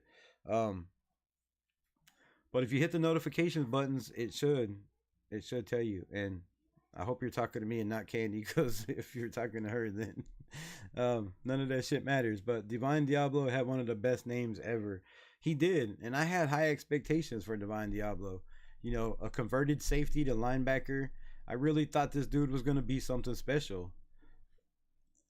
It just didn't work out. It just didn't work out. And I wish it would have, man. I hate drafting guys that, we fail to develop, or they fail to develop, and then they move on and they go and have, Pro Bowl caliber years somewhere else. I hate that for the Raiders. It hasn't happened a lot lately, but it used to happen a lot back in the day. Crazy blonde girl, correct. Just mad. You're just mad because I'm right about what? They asked if we could. They asked if we could get back together. Who asked that? Y'all crazy. Don't be asking crazy questions. Carter's retired. Let's leave it at that. He is retired. He is retired. I'm way behind in the chat if y'all are at that. Holy shit. The Donkeys defense is going to be good. I'm not going to be able to throw on them. Thank God for Ashton. That's facts. That's facts. Their backfield is going to be shut down. It is going to be a no-fly zone. However, if you can scheme the right offense, to get those little 5-yard dunks, those little 5-yard outs, some comeback routes, some slant routes with guys like Thornton and Jack Beck, there's a chance that we could still put up some pretty good numbers on the Broncos. Now, they added, of course, Jahdae Barron. They added a couple other pieces. But when they faced high caliber offenses last year, that defense was not the top 15 defense they were rated most of the year. So they do have holes in it. There are ways to beat it. It's just, do we have the offense to deal with it? And hopefully, like you said, thank God for Ashton Genty. Hopefully it's Ashton Genty just running the ball down their throat, opening up holes. Lawrence, my guy, was good. Just finished ordering my tickets for the Washington game in September. It's going to be lit. Hell yeah. Nice. Shout out to my guy Lawrence in the building, going to the Washington game. September. Is that a home game? Or that's an away? Is that a home game or away game? Let me know. I don't belong to any cult, but I definitely belong to the Raider Nation now, bro. Hell yeah. Raiders. Let's go. That's what I'm talking about. Some people on the channels on hers are surely definitely belong to something or are on something. Fucking let's be real. They belong to something or are on something. Genty gives me Trenton Richardson vibes. Ow. Ow. That's ah God, don't put that out there. Raph in the building. Sorry I'm late. Arnie Garza was good, was good, was good. I'm catching up to the chat. Hold on, let me get to the bottom. Oh, yeah, I'm catching up. Shit. I'm not that far behind. Trenton Richardson vibes. Damn, bro. That hurts my feelings. You would even say that. I pray to God. And I'm gonna get on my knees tonight, face down. Again. I gotta set a reminder on my phone. Hawaiian Candy, can you send me a reminder? I need to pray face down that Ashton Genty is nowhere near Trenton Richardson. I mean, he had a decent career, but I want this dude to stay healthy. I want him to be a dog. And man, that'd be rough. What's up, nation? Cap in the building. Salute to my guy Arnie Garza. Rebel, who is your X factor to our success this season? Well, my guy Arnie Garza. 12-5. Come on, guys. Tom says. That's the ceiling. That's not my prediction. That's the top. That's the top. If everything goes right, if the team is who I think they're going to be, and the rookies that we brought in and the UDFAs contribute like I believe they're going to contribute early and often, I believe that's the ceiling. Now, I'm not saying that's my prediction yet. Yet. But that's ceiling. Ceiling, floor, I think, is, 8 games. I just don't see any way we lose less than that. But I've been wrong before. Genty will be Rookie of the Year, plus Jack Beck will impress so much. Make Jacoby Myers will leave free agency. Yes or no? That's a damn good question, Arnie Garza. I mean, they haven't re-signed Jacoby yet. I just don't see a scenario where he walks. He means too much to this team. He does all the dirty work. And I know we brought in a guy in Jack Beck that does the dirty work. Also, that's a strong cat that has, a strong cat that has the ability to block receivers, to block tight end, to block receivers, to block defensive ends, to block linebackers. He'll come and put the smack on you. He's willing to do all that. So I know we have Jack Beck, but having Jack Beck and a Jacoby Myers in the building, 2 guys that are willing to, put in the grunt and do that dirty work, to me, that's special, right? That's special, and it could be special. So letting Jacoby go would be a slap in the face to him, in my opinion. The $11.5 million he was making or whatever, the last couple years, his salary, he should be up there with the top guys in the NFL. Some say he's not a number 1 receiver. I disagree. 1,000 yards, no drops, when you have a tight end that has 1,000 yards also, is a very, very admirable accomplishment for a wide receiver, whether he's a number 1 or a number 2. But even as a number 1, that's a very admirable accomplishment. Say that 5 times fast. So I think Jacoby Myers will get signed. They have the money. They might wait to see what they have in these guys in camp. But really, we need all the guys we signed. And I don't see enough depth on this. I don't see enough depth on the offensive receiver core that we brought in to just let Jacoby walk in free agency. So in my opinion, they sign him, and I hope they do sign him. You want me to bring you dinner? I'll be on in a second. I'm not gonna be on much longer. Appreciate you. What else we got? Who is my X factor for the season? My X factor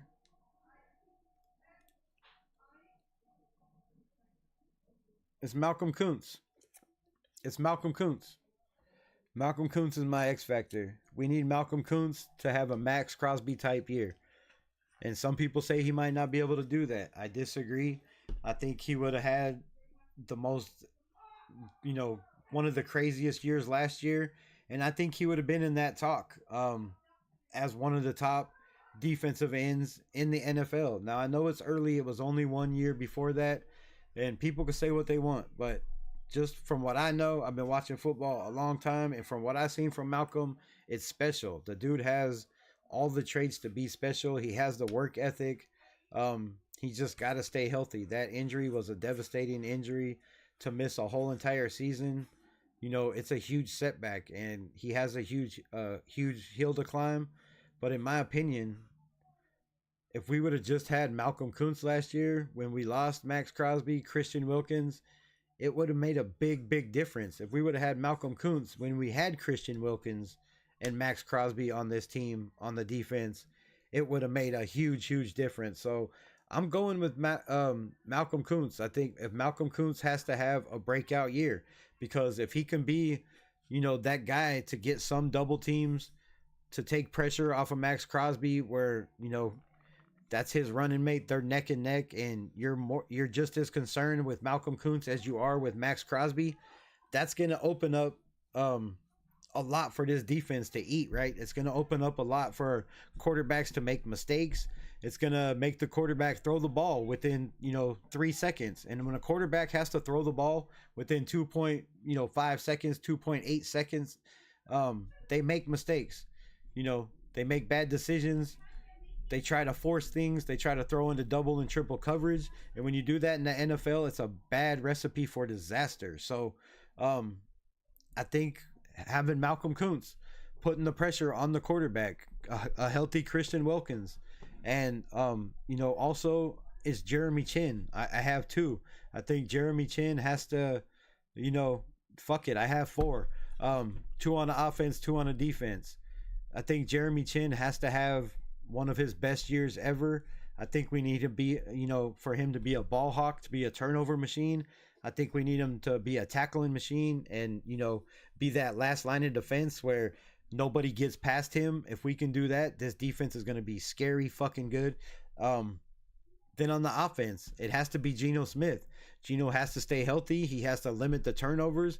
You can't have 15 interceptions and 6 fumbles and call yourself a Pro Bowl type caliber quarterback, in my opinion, when you only have 21 touchdowns. Now, if you had 30 or 35, then 15 touchdowns doesn't seem as bad. But when you only have 21 touchdowns, and I'm not making excuses like, everybody else does. They don't keep the same energy with certain quarterbacks as they do with other quarterbacks. But if you say he didn't have a great offensive line or whatever, you could say his turnovers were because of the offensive line. I watched a lot of film. I disagree on part of it, not all of it. If Geno could not turn the ball over, if he can just distribute the ball, to all the weapons we have, I think that's the X factor. And then the second one on offense has to be Ashton Genty. Now, I know it's not really,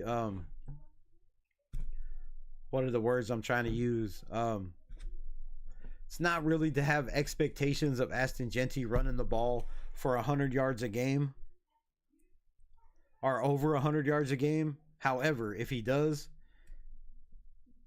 that's special. It's something that we needed. We had, I believe, 3 games last year, maybe 2, where we ran the ball for over 100 yards.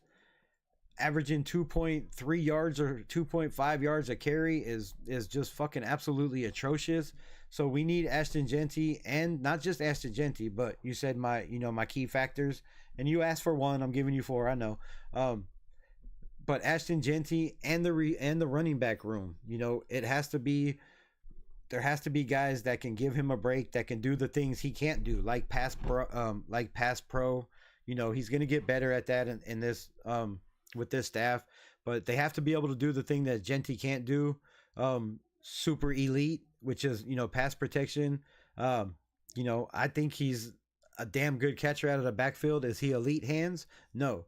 Somebody that we do have in the backfield that I do believe has elite hands, and say what you want to, it's Dylan Labe catching out of the backfield. Like, this kid catches anything thrown around him if they just give him the chance. So, we have running backs that can take the pressure off of Ashton Genty, but we need at least 100 yards a game from this offense, 100 yards a game rushing plus. But I believe in Chip Kelly's, offensive scheme that we have the personnel, especially if we're running a lot of 12 personnel. I believe we have the 12 personnel to do that. So, yeah, there it is. Jeremy Chin, Malcolm Kuntz on defense. It's got to be Geno Smith and Ashton Genty on the offense. Um, Genty be rookie of the year. Plus back. What? Genty will be rookie of the year. Plus, Jack Beck will impress so much. Jacoby Myers will leave in free agency. Oh, I think I answered that. I don't think so. Um, and if he does impress in free agency and they let him go, that's just bad because you need 6 wide receivers in your receiver room. And if you can have 6 wide receivers where the drop off is, the size of some people's peepees, um, then shit, you good. Lawrence, appreciate pulling up, my guy. Um, if you can have that drop off where it's not a big drop off in the receiver room, that's how teams win championships, right? That's how championship teams are developed. So I think we need Jacoby. Um, Peace out, my guy. Okay, sounds good. I'll keep an eye out. Yeah, lately, if you're still on, Joe, I've been going pretty much at like 9 o'clock, somewhere between 8 and 9, usually every night. Last week I try not to go on the weekends, and unless I'm just bored out of my mind or there's something I gotta get out to the nation that I think y'all got to know. Um, so Saturdays and Sundays I try not to, but Saturday nights, depending on what's going on, I usually pop in late nights, try to get a different crowd, bring a different feel and vibe to the channel. So yeah, that's where I'm at with that. But yeah, I appreciate you asking, man, and being concerned. It definitely means a lot. Guys, go subscribe. You will get notifications 30 minutes before you go live. Easy, set and forget it. Yeah, hit the notifications. But some people have been saying they're not getting the notifications and they're subscribed and have them on. So I don't know if it's YouTube just trying to push my channel to people that are always on YouTube watching Raider content, or what it is. I don't know. So um, which sucks, which sucks because I constantly get messages saying, "Bro, I'm not getting your notifications. I didn't even know you were live." I get messages saying I'm subscribed to your channel and I never see you live, or I never get notifications. And I'm like, bro, just go click on the channel. You'll see all the videos, the shorts, the lives. Um, so yeah, and if you are subscribed to the channels and you did tickle the notification button, and turn it on because it loves to be turned on, and you're not getting notifications, try unsubscribing, resubscribing, and then turning on your notifications again. Sometimes that helps, sometimes it doesn't. Um, Lexi was the one that asked if I could get back together with you if we lived in the same state. Um, I'm gonna hit it. I know that. No, I'm just kidding. Why would you want to be with me, bro? Look at you. Get on your knees. Whoa, whoa, whoa. Time out. No, no. I meant to pray. For nothing, I get on my knees to no man, woman, um, entity, anything else. And I don't think I really got on my knees but once or twice to pray. So it's something I need to probably start doing. Um, definitely. We are talking about ceilings. 10 or 11 sounds right in that case. I didn't hear ceilings. I thought it was early predictions. Um, yeah, you know, I was gonna give an early prediction, but I still think it's a little early. I kind of want to know who the 53-man roster is gonna be, um, who our 18 practice squad guys are gonna be. Before I go out on a limb, because a lot of people in Raider Nation will hold you to that shit. They'll be like, "But you said the Raiders were gonna do this," and shit. Nobody held to me. Nobody came and talked shit about me saying 13-4 though last year. I was very surprised. So maybe I'm just not as loved as thought, or just people don't see my channel because they don't get notifications. I don't know. But yeah, 10 or 11 ceiling sounds damn good. I'm down with that.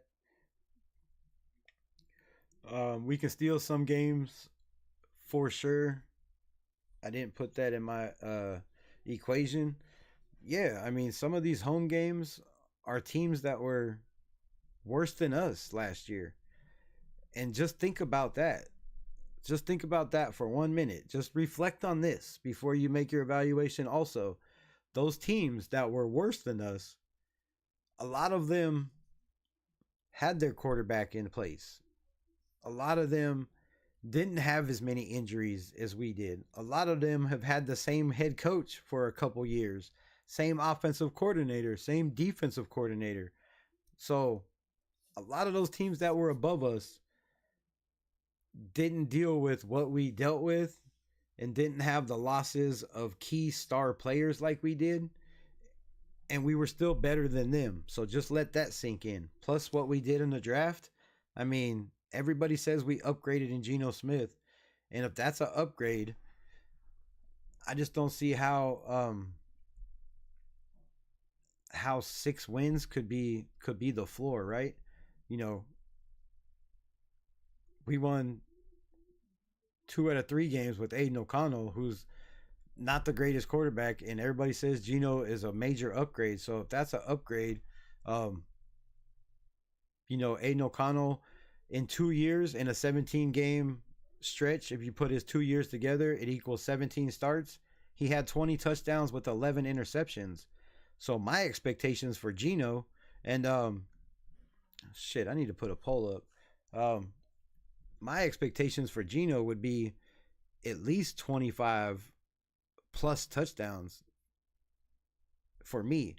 I mean, if you're that much better, you're getting paid $60 million guaranteed more than Aiden O'Connell. And that dude put up 20 touchdowns in a 17-game span. To me, the most of the pressure is on Geno Smith. You're going to have to put up 25 plus or that's a failure. And if you throw more than 11 interceptions in that time, damn, that's going to be bad, bro. That's going to be a big failure in my opinion. My X factor is the O-line. I like that, Menace. The O-line has to be the key factor on offense. If Geno's not protected, we've seen what he does under pressure. Now, people say he's a good quarterback under pressure. I disagree. And I disagree with a lot of people. You know that by now. But, it's just because I do a lot of homework and I have facts about shit. And I have my opinions and people get mad at those also. But the O-line has to be a huge X factor, and the defensive line. That's why I said, our defense. But if we're talking as a group, X factor, I didn't know we could do that. I thought it was player, which I named 4 players. That's kind of like a group in my opinion. But yeah, if it's a group, it's gotta be that the linebacker core on defense and the offensive line. Because I think the defensive line is a given. We know what we got there. We just don't know what we have in the linebacker room. There are huge major questions in the linebacker room. So, yeah, offense, I can definitely see O-line being the X factor, and we need the linebacker room to be an X factor, or close to, right, and help out this defensive front, help out the safeties, help out the corners. That's, to me, that's the biggest question.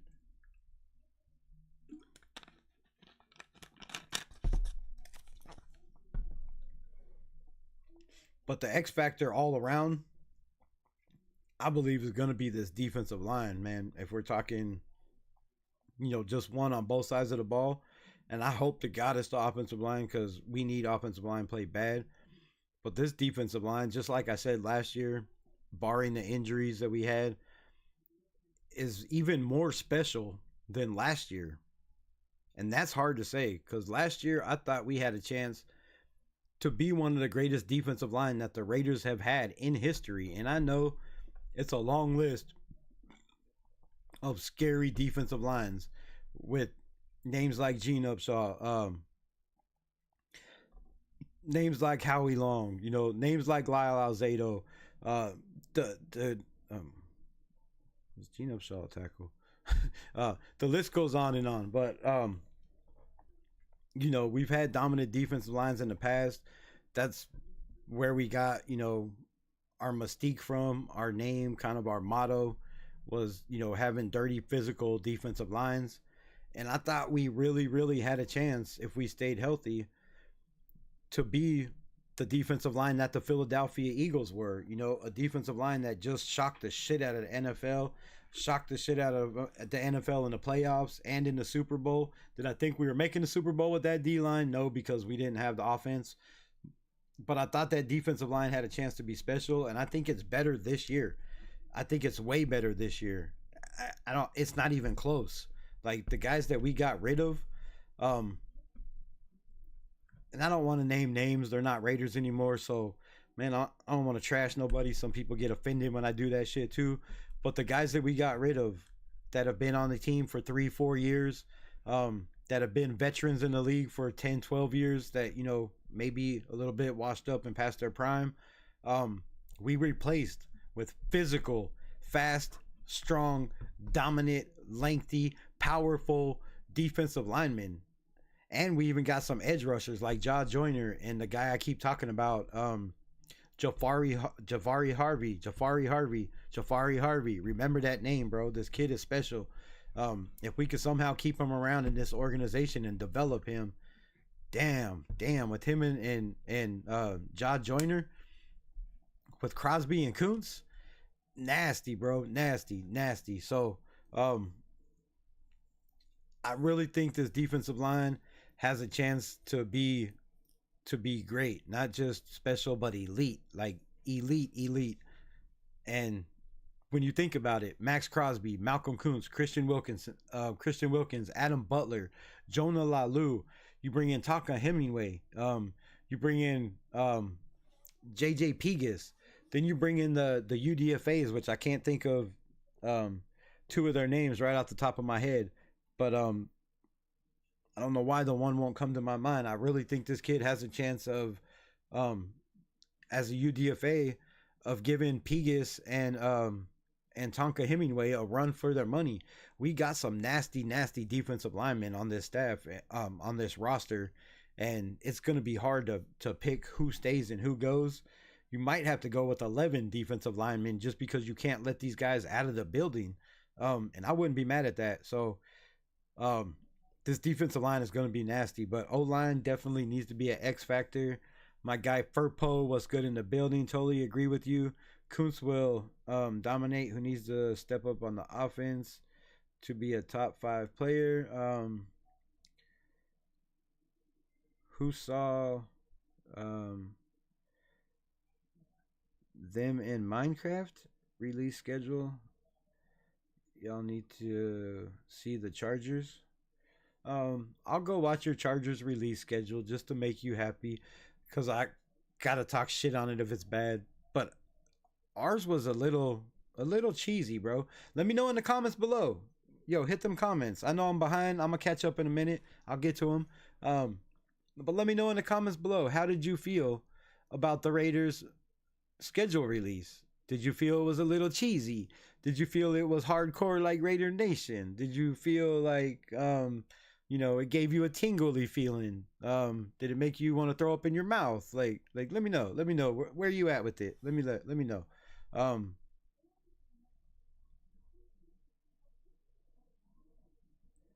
Just giving you a heads up. I'm just being nice and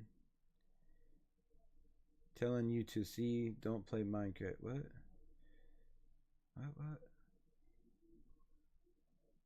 Minecraft? I don't play Minecraft either. I ain't played video games in a long ass time. Last time I played was Madden against my son a couple months ago. James Furpo. Don't be talking about my man Furp in the building. Fuck's wrong with you? Let me talking about Furp. My man Furp in the building. It took him a long time to find my channel, so please don't make him leave, man. And Furp, get on his ass. Don't let him talk to you like that, bro. Tell him what's up. Think that pretty much the whole team is the X factor. No, I said that we need him to be. We need him to be, but yeah, the whole team, the whole team needs to be an X factor.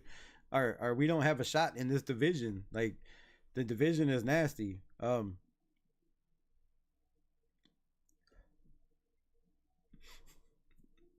But no, no, I didn't say those are my X factors. I'm just saying I could see um I could see a scenario where that defensive line is just a problem, hard to deal with. Um, yes, it is cheesy as fuck. James Furpo says, um, "Please make my charger day." Song is sexy. Rihanna is a bad girl. Definitely got some cake. Hey, I can read up here. This is nice. I like this better. That's why you got cake, cake, cake. I don't know what that is. Uh, I'll keep you on more. I'll give you a sweet tooth. Fucking what kind of goofy shit is that? Um, it was too much like all the employees were desperate. LOL too much and the Genty Raider elevator means hell. Dude, I thought that was the best part. Genty getting in the elevator with two iconic Raider fans. Like, I don't know what to call them. Super fans. Raider super fans. Come on, man. I thought that was cool. I like Ashton Genty getting in there, and you're gonna see clips from me from that. You'll probably see a thumbnail with that's got that shit on there or something. Also, I thought that was the best part, the Ashton Genty part, but it was cheesy. It was really cheesy. And Raiders, if you're watching, yo, go check out some of my videos. That's on free plans. If if you want me to do some editing and shit for you, yo, hit me up, bro, on the next one or the next shit y'all got. Cause I believe, I'm not saying it was bad or I could do better, but I believe um I could give y'all something really, really, really, really close to that or much better. I don't know. But yeah, I was surprised, bro. I was surprised. Rock Bowers is a weapon that can play all wide receiver positions plus tight end. Number one option. Speak that truth, Arnie Garza. Haha, a okay, you're lying, Cap. I would understand if you never played it, um, but you have seen it. What?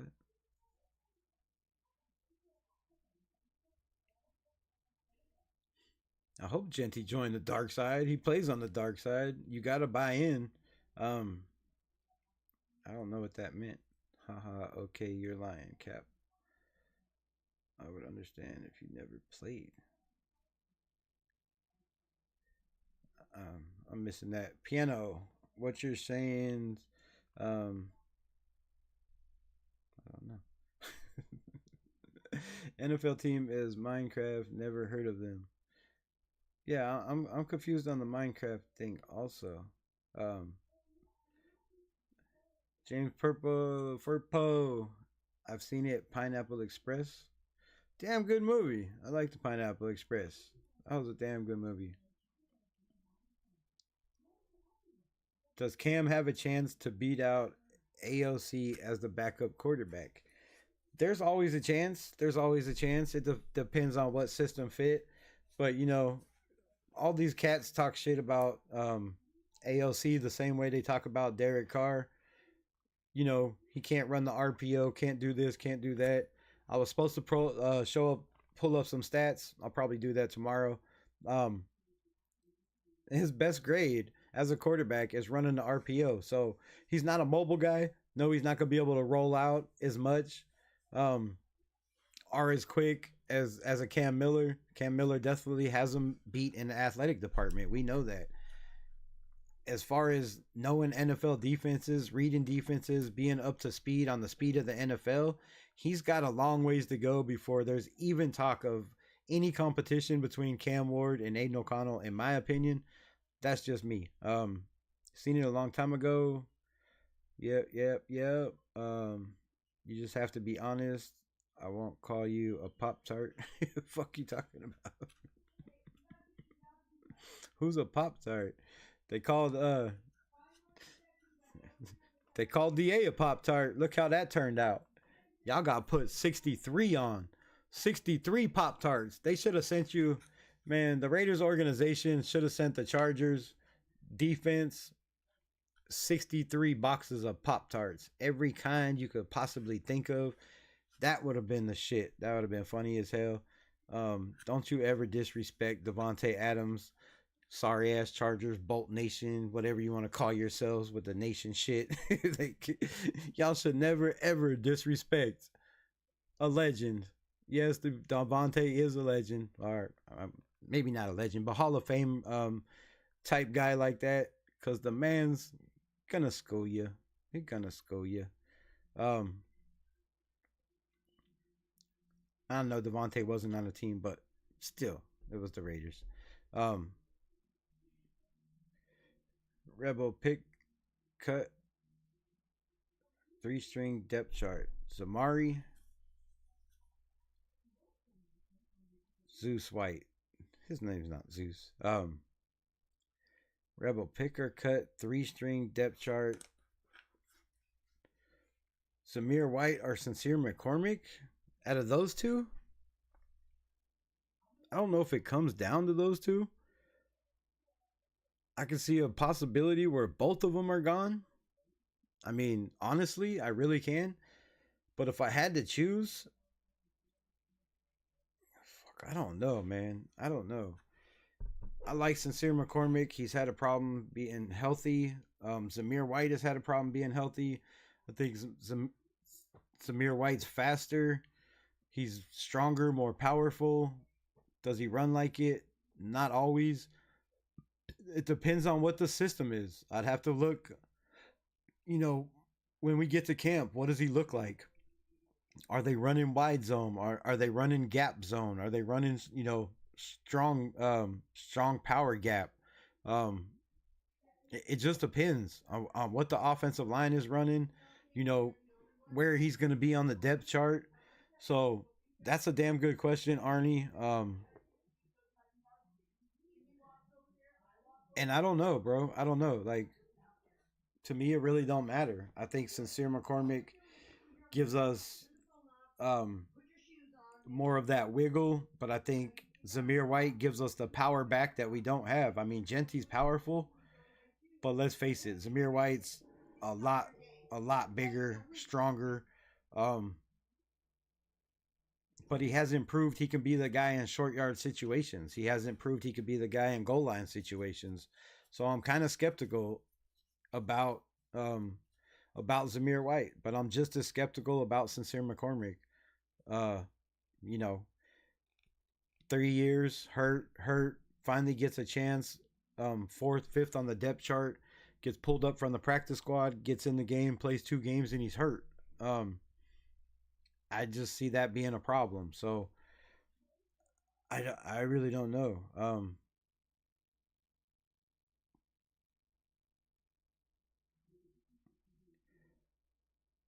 If I have to choose, I'm gonna say it's Sincere McCormick. I'm gonna say Sincere McCormick for 2 reasons. Sincere McCormick hasn't proven anything on the field. Zamir White has proven he can run for 100 yards a game back to back to back to back with Antonio Pierce. With a Bo Hardegree system offense that was, basically Dick Daniels' scheme. So the man has proven that he can do, he can run and do that. Sincere McCormick hasn't proven shit to me. He's got a lot to prove. Now, if they feel like Sincere McCormick's that the guy and they cut Zamir White, I'm not mad at that. If they feel like Zamir's the guy and they cut Sincere McCormick, I'm really not mad at that. But I think Zamir White being on his contract year is a year that usually lights a fire under guys and, makes guys play to their potential. How many carries he's going to get to be able to, to play to his potential, to be able to make a splash, I don't know. But to me, I'm going with Zamir White. Shout out my guy No Bueno, and I'm not Bueno in the building. Piano Man says, what's Piano Man say? It's going too fast. I gotta look over here now. No hazing because Hawaiian Candy has the heaves. What? Why are you heaving? You said Minecraft. I never played or seen anyone playing because it looks like a link. Did I say Minecraft? I didn't. If I did, I apologize.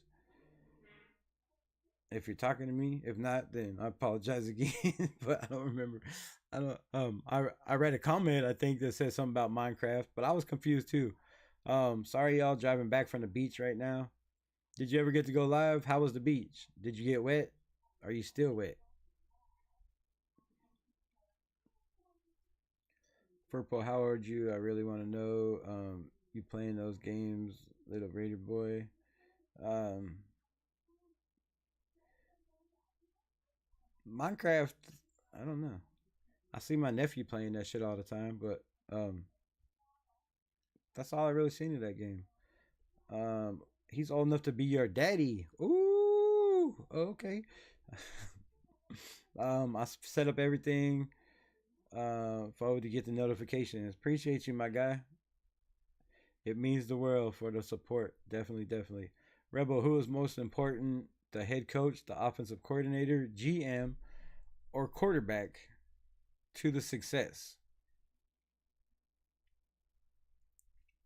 Well, damn it, Arnie Garza, you and your fucking questions, bro.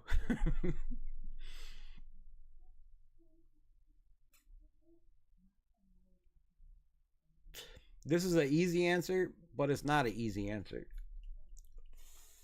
And like most of the answers I give you, it's a two-part answer. Um, the GM during the season don't mean shit unless somebody gets hurt. You got to bring in, somebody else to take their place. You may have to negotiate some contracts if somebody starts balling out. You might have to have some discussions to cut some guys. GM is null and void during the season. It's on the head coach. It's on the quarterback. It's on the team. The head coach's job is to get everybody prepared, to have everybody healthy, to have everybody on the same page. But he cannot go out on the field and play. So the short answer is the quarterback, because the quarterback's the only one on the field. He's the only one that can put up points. He's the only one that can run the offense. The coach can't come in and do it for him. So it has to fall on Geno Smith. And I hate to say that because too much pressure on Geno Smith equals a mediocre Geno Smith. And I think to get the best out of Geno Smith, you have to take the pressure off of him. So, it's quarterback.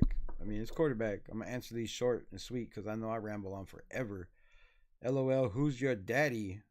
Furpo in the building. He said he was his daddy. Chucky Smoke, what's good? What's good? I seen you around. Me? Who? I don't know. Wine Candy, Stalker, joking, LOL.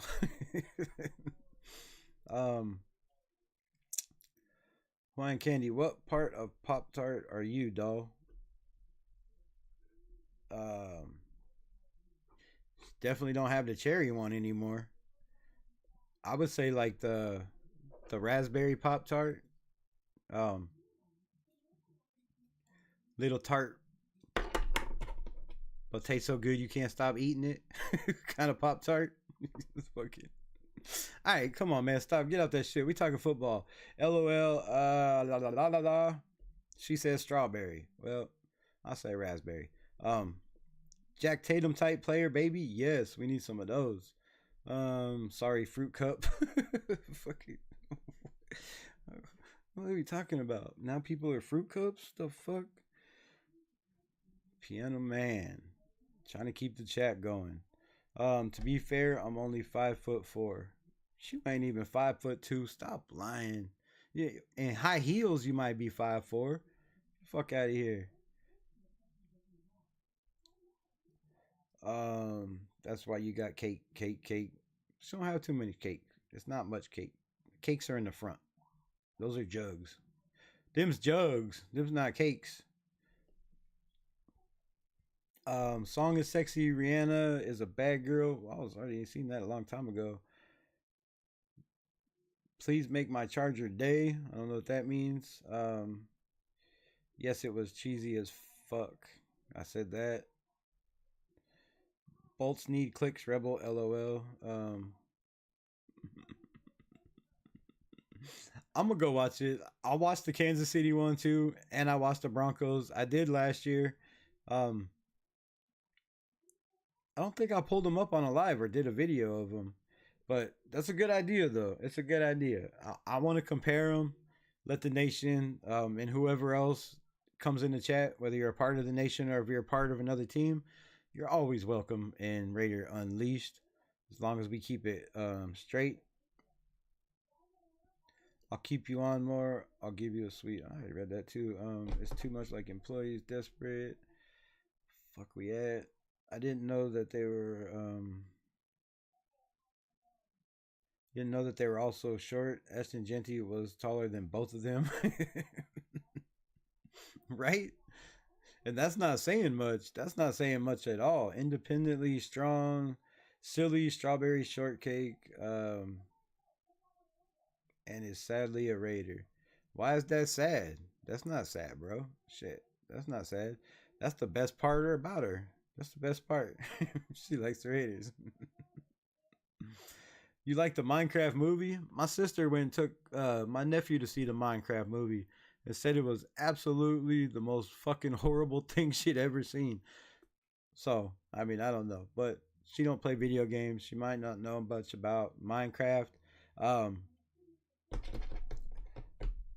so that's that. I'm walking through Target right now, watching this. Ha ha ha.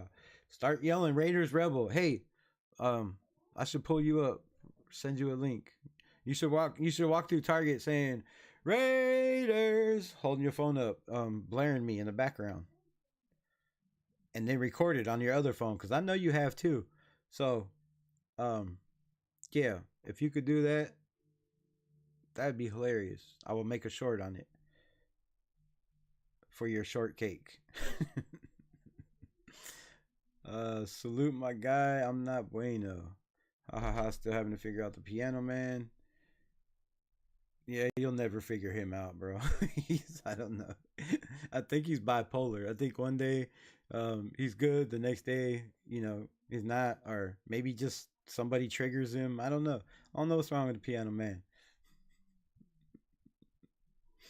He just has his days. Candy is going to turn Piano Man's simp ass into a Raider fan. Right? Right?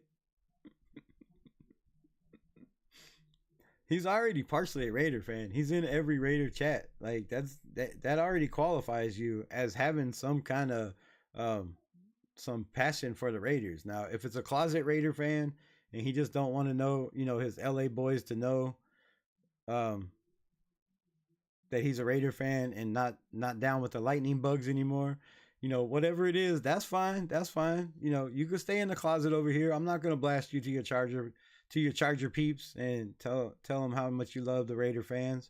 But I get blasted on for fucking with you too, but I don't care.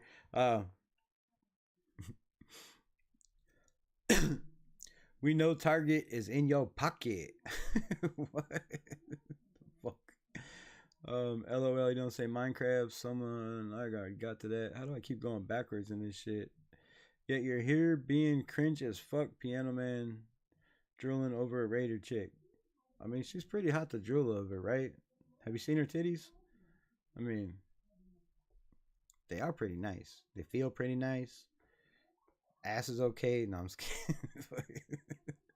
All the Chargers girls be lying in the sand looking like whales and washed up on shore. Ow! Damn. My God. Not bueno. Pulling out the all bueno facts. No, I don't know. I don't know about Charger girls.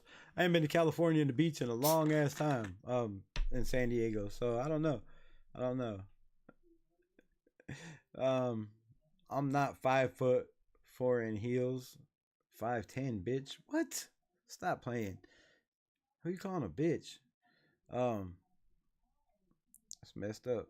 And you are not 5'10" in heels. You're shorter than me in heels, and I'm 5'10". So I don't know how you could be 5'10" in heels. All right, man. Damn, it's already been 2.5 hours. All right, I'm getting the hell off of here. I appreciate y'all. If you ain't got no more questions, y'all ain't got nothing to talk about. Subscribe. Hit them noties. Hit that like button on your way out. Share this video with your friends.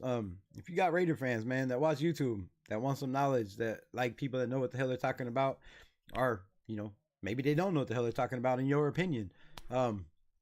Send them over to the channel, bro. We can never have too many people in here, and I cannot grow without you. So if y'all ain't got nothing else to say, I'll give you time to put in what y'all got to say. Or I hit this blinker a couple times. Is it dead? Oh, shit. Nope.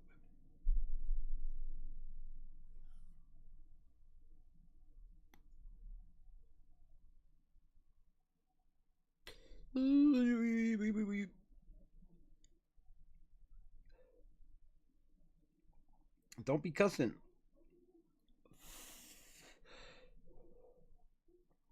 5'4", I was 6-inch heels. Do the math. Stop playing, bro. You're not 5'4". I'll argue that to my death. But again, thanks y'all for rocking with me 2.5 hours. I appreciate you giving me your time. You could be anywhere else on the planet, but you choose to rock with your guy and, you know, show your rebel side of Raider Nation. So thank you. I appreciate you. Much love. I'm gonna go get some food. Peace out. As always, Raiders. Much love, my nation.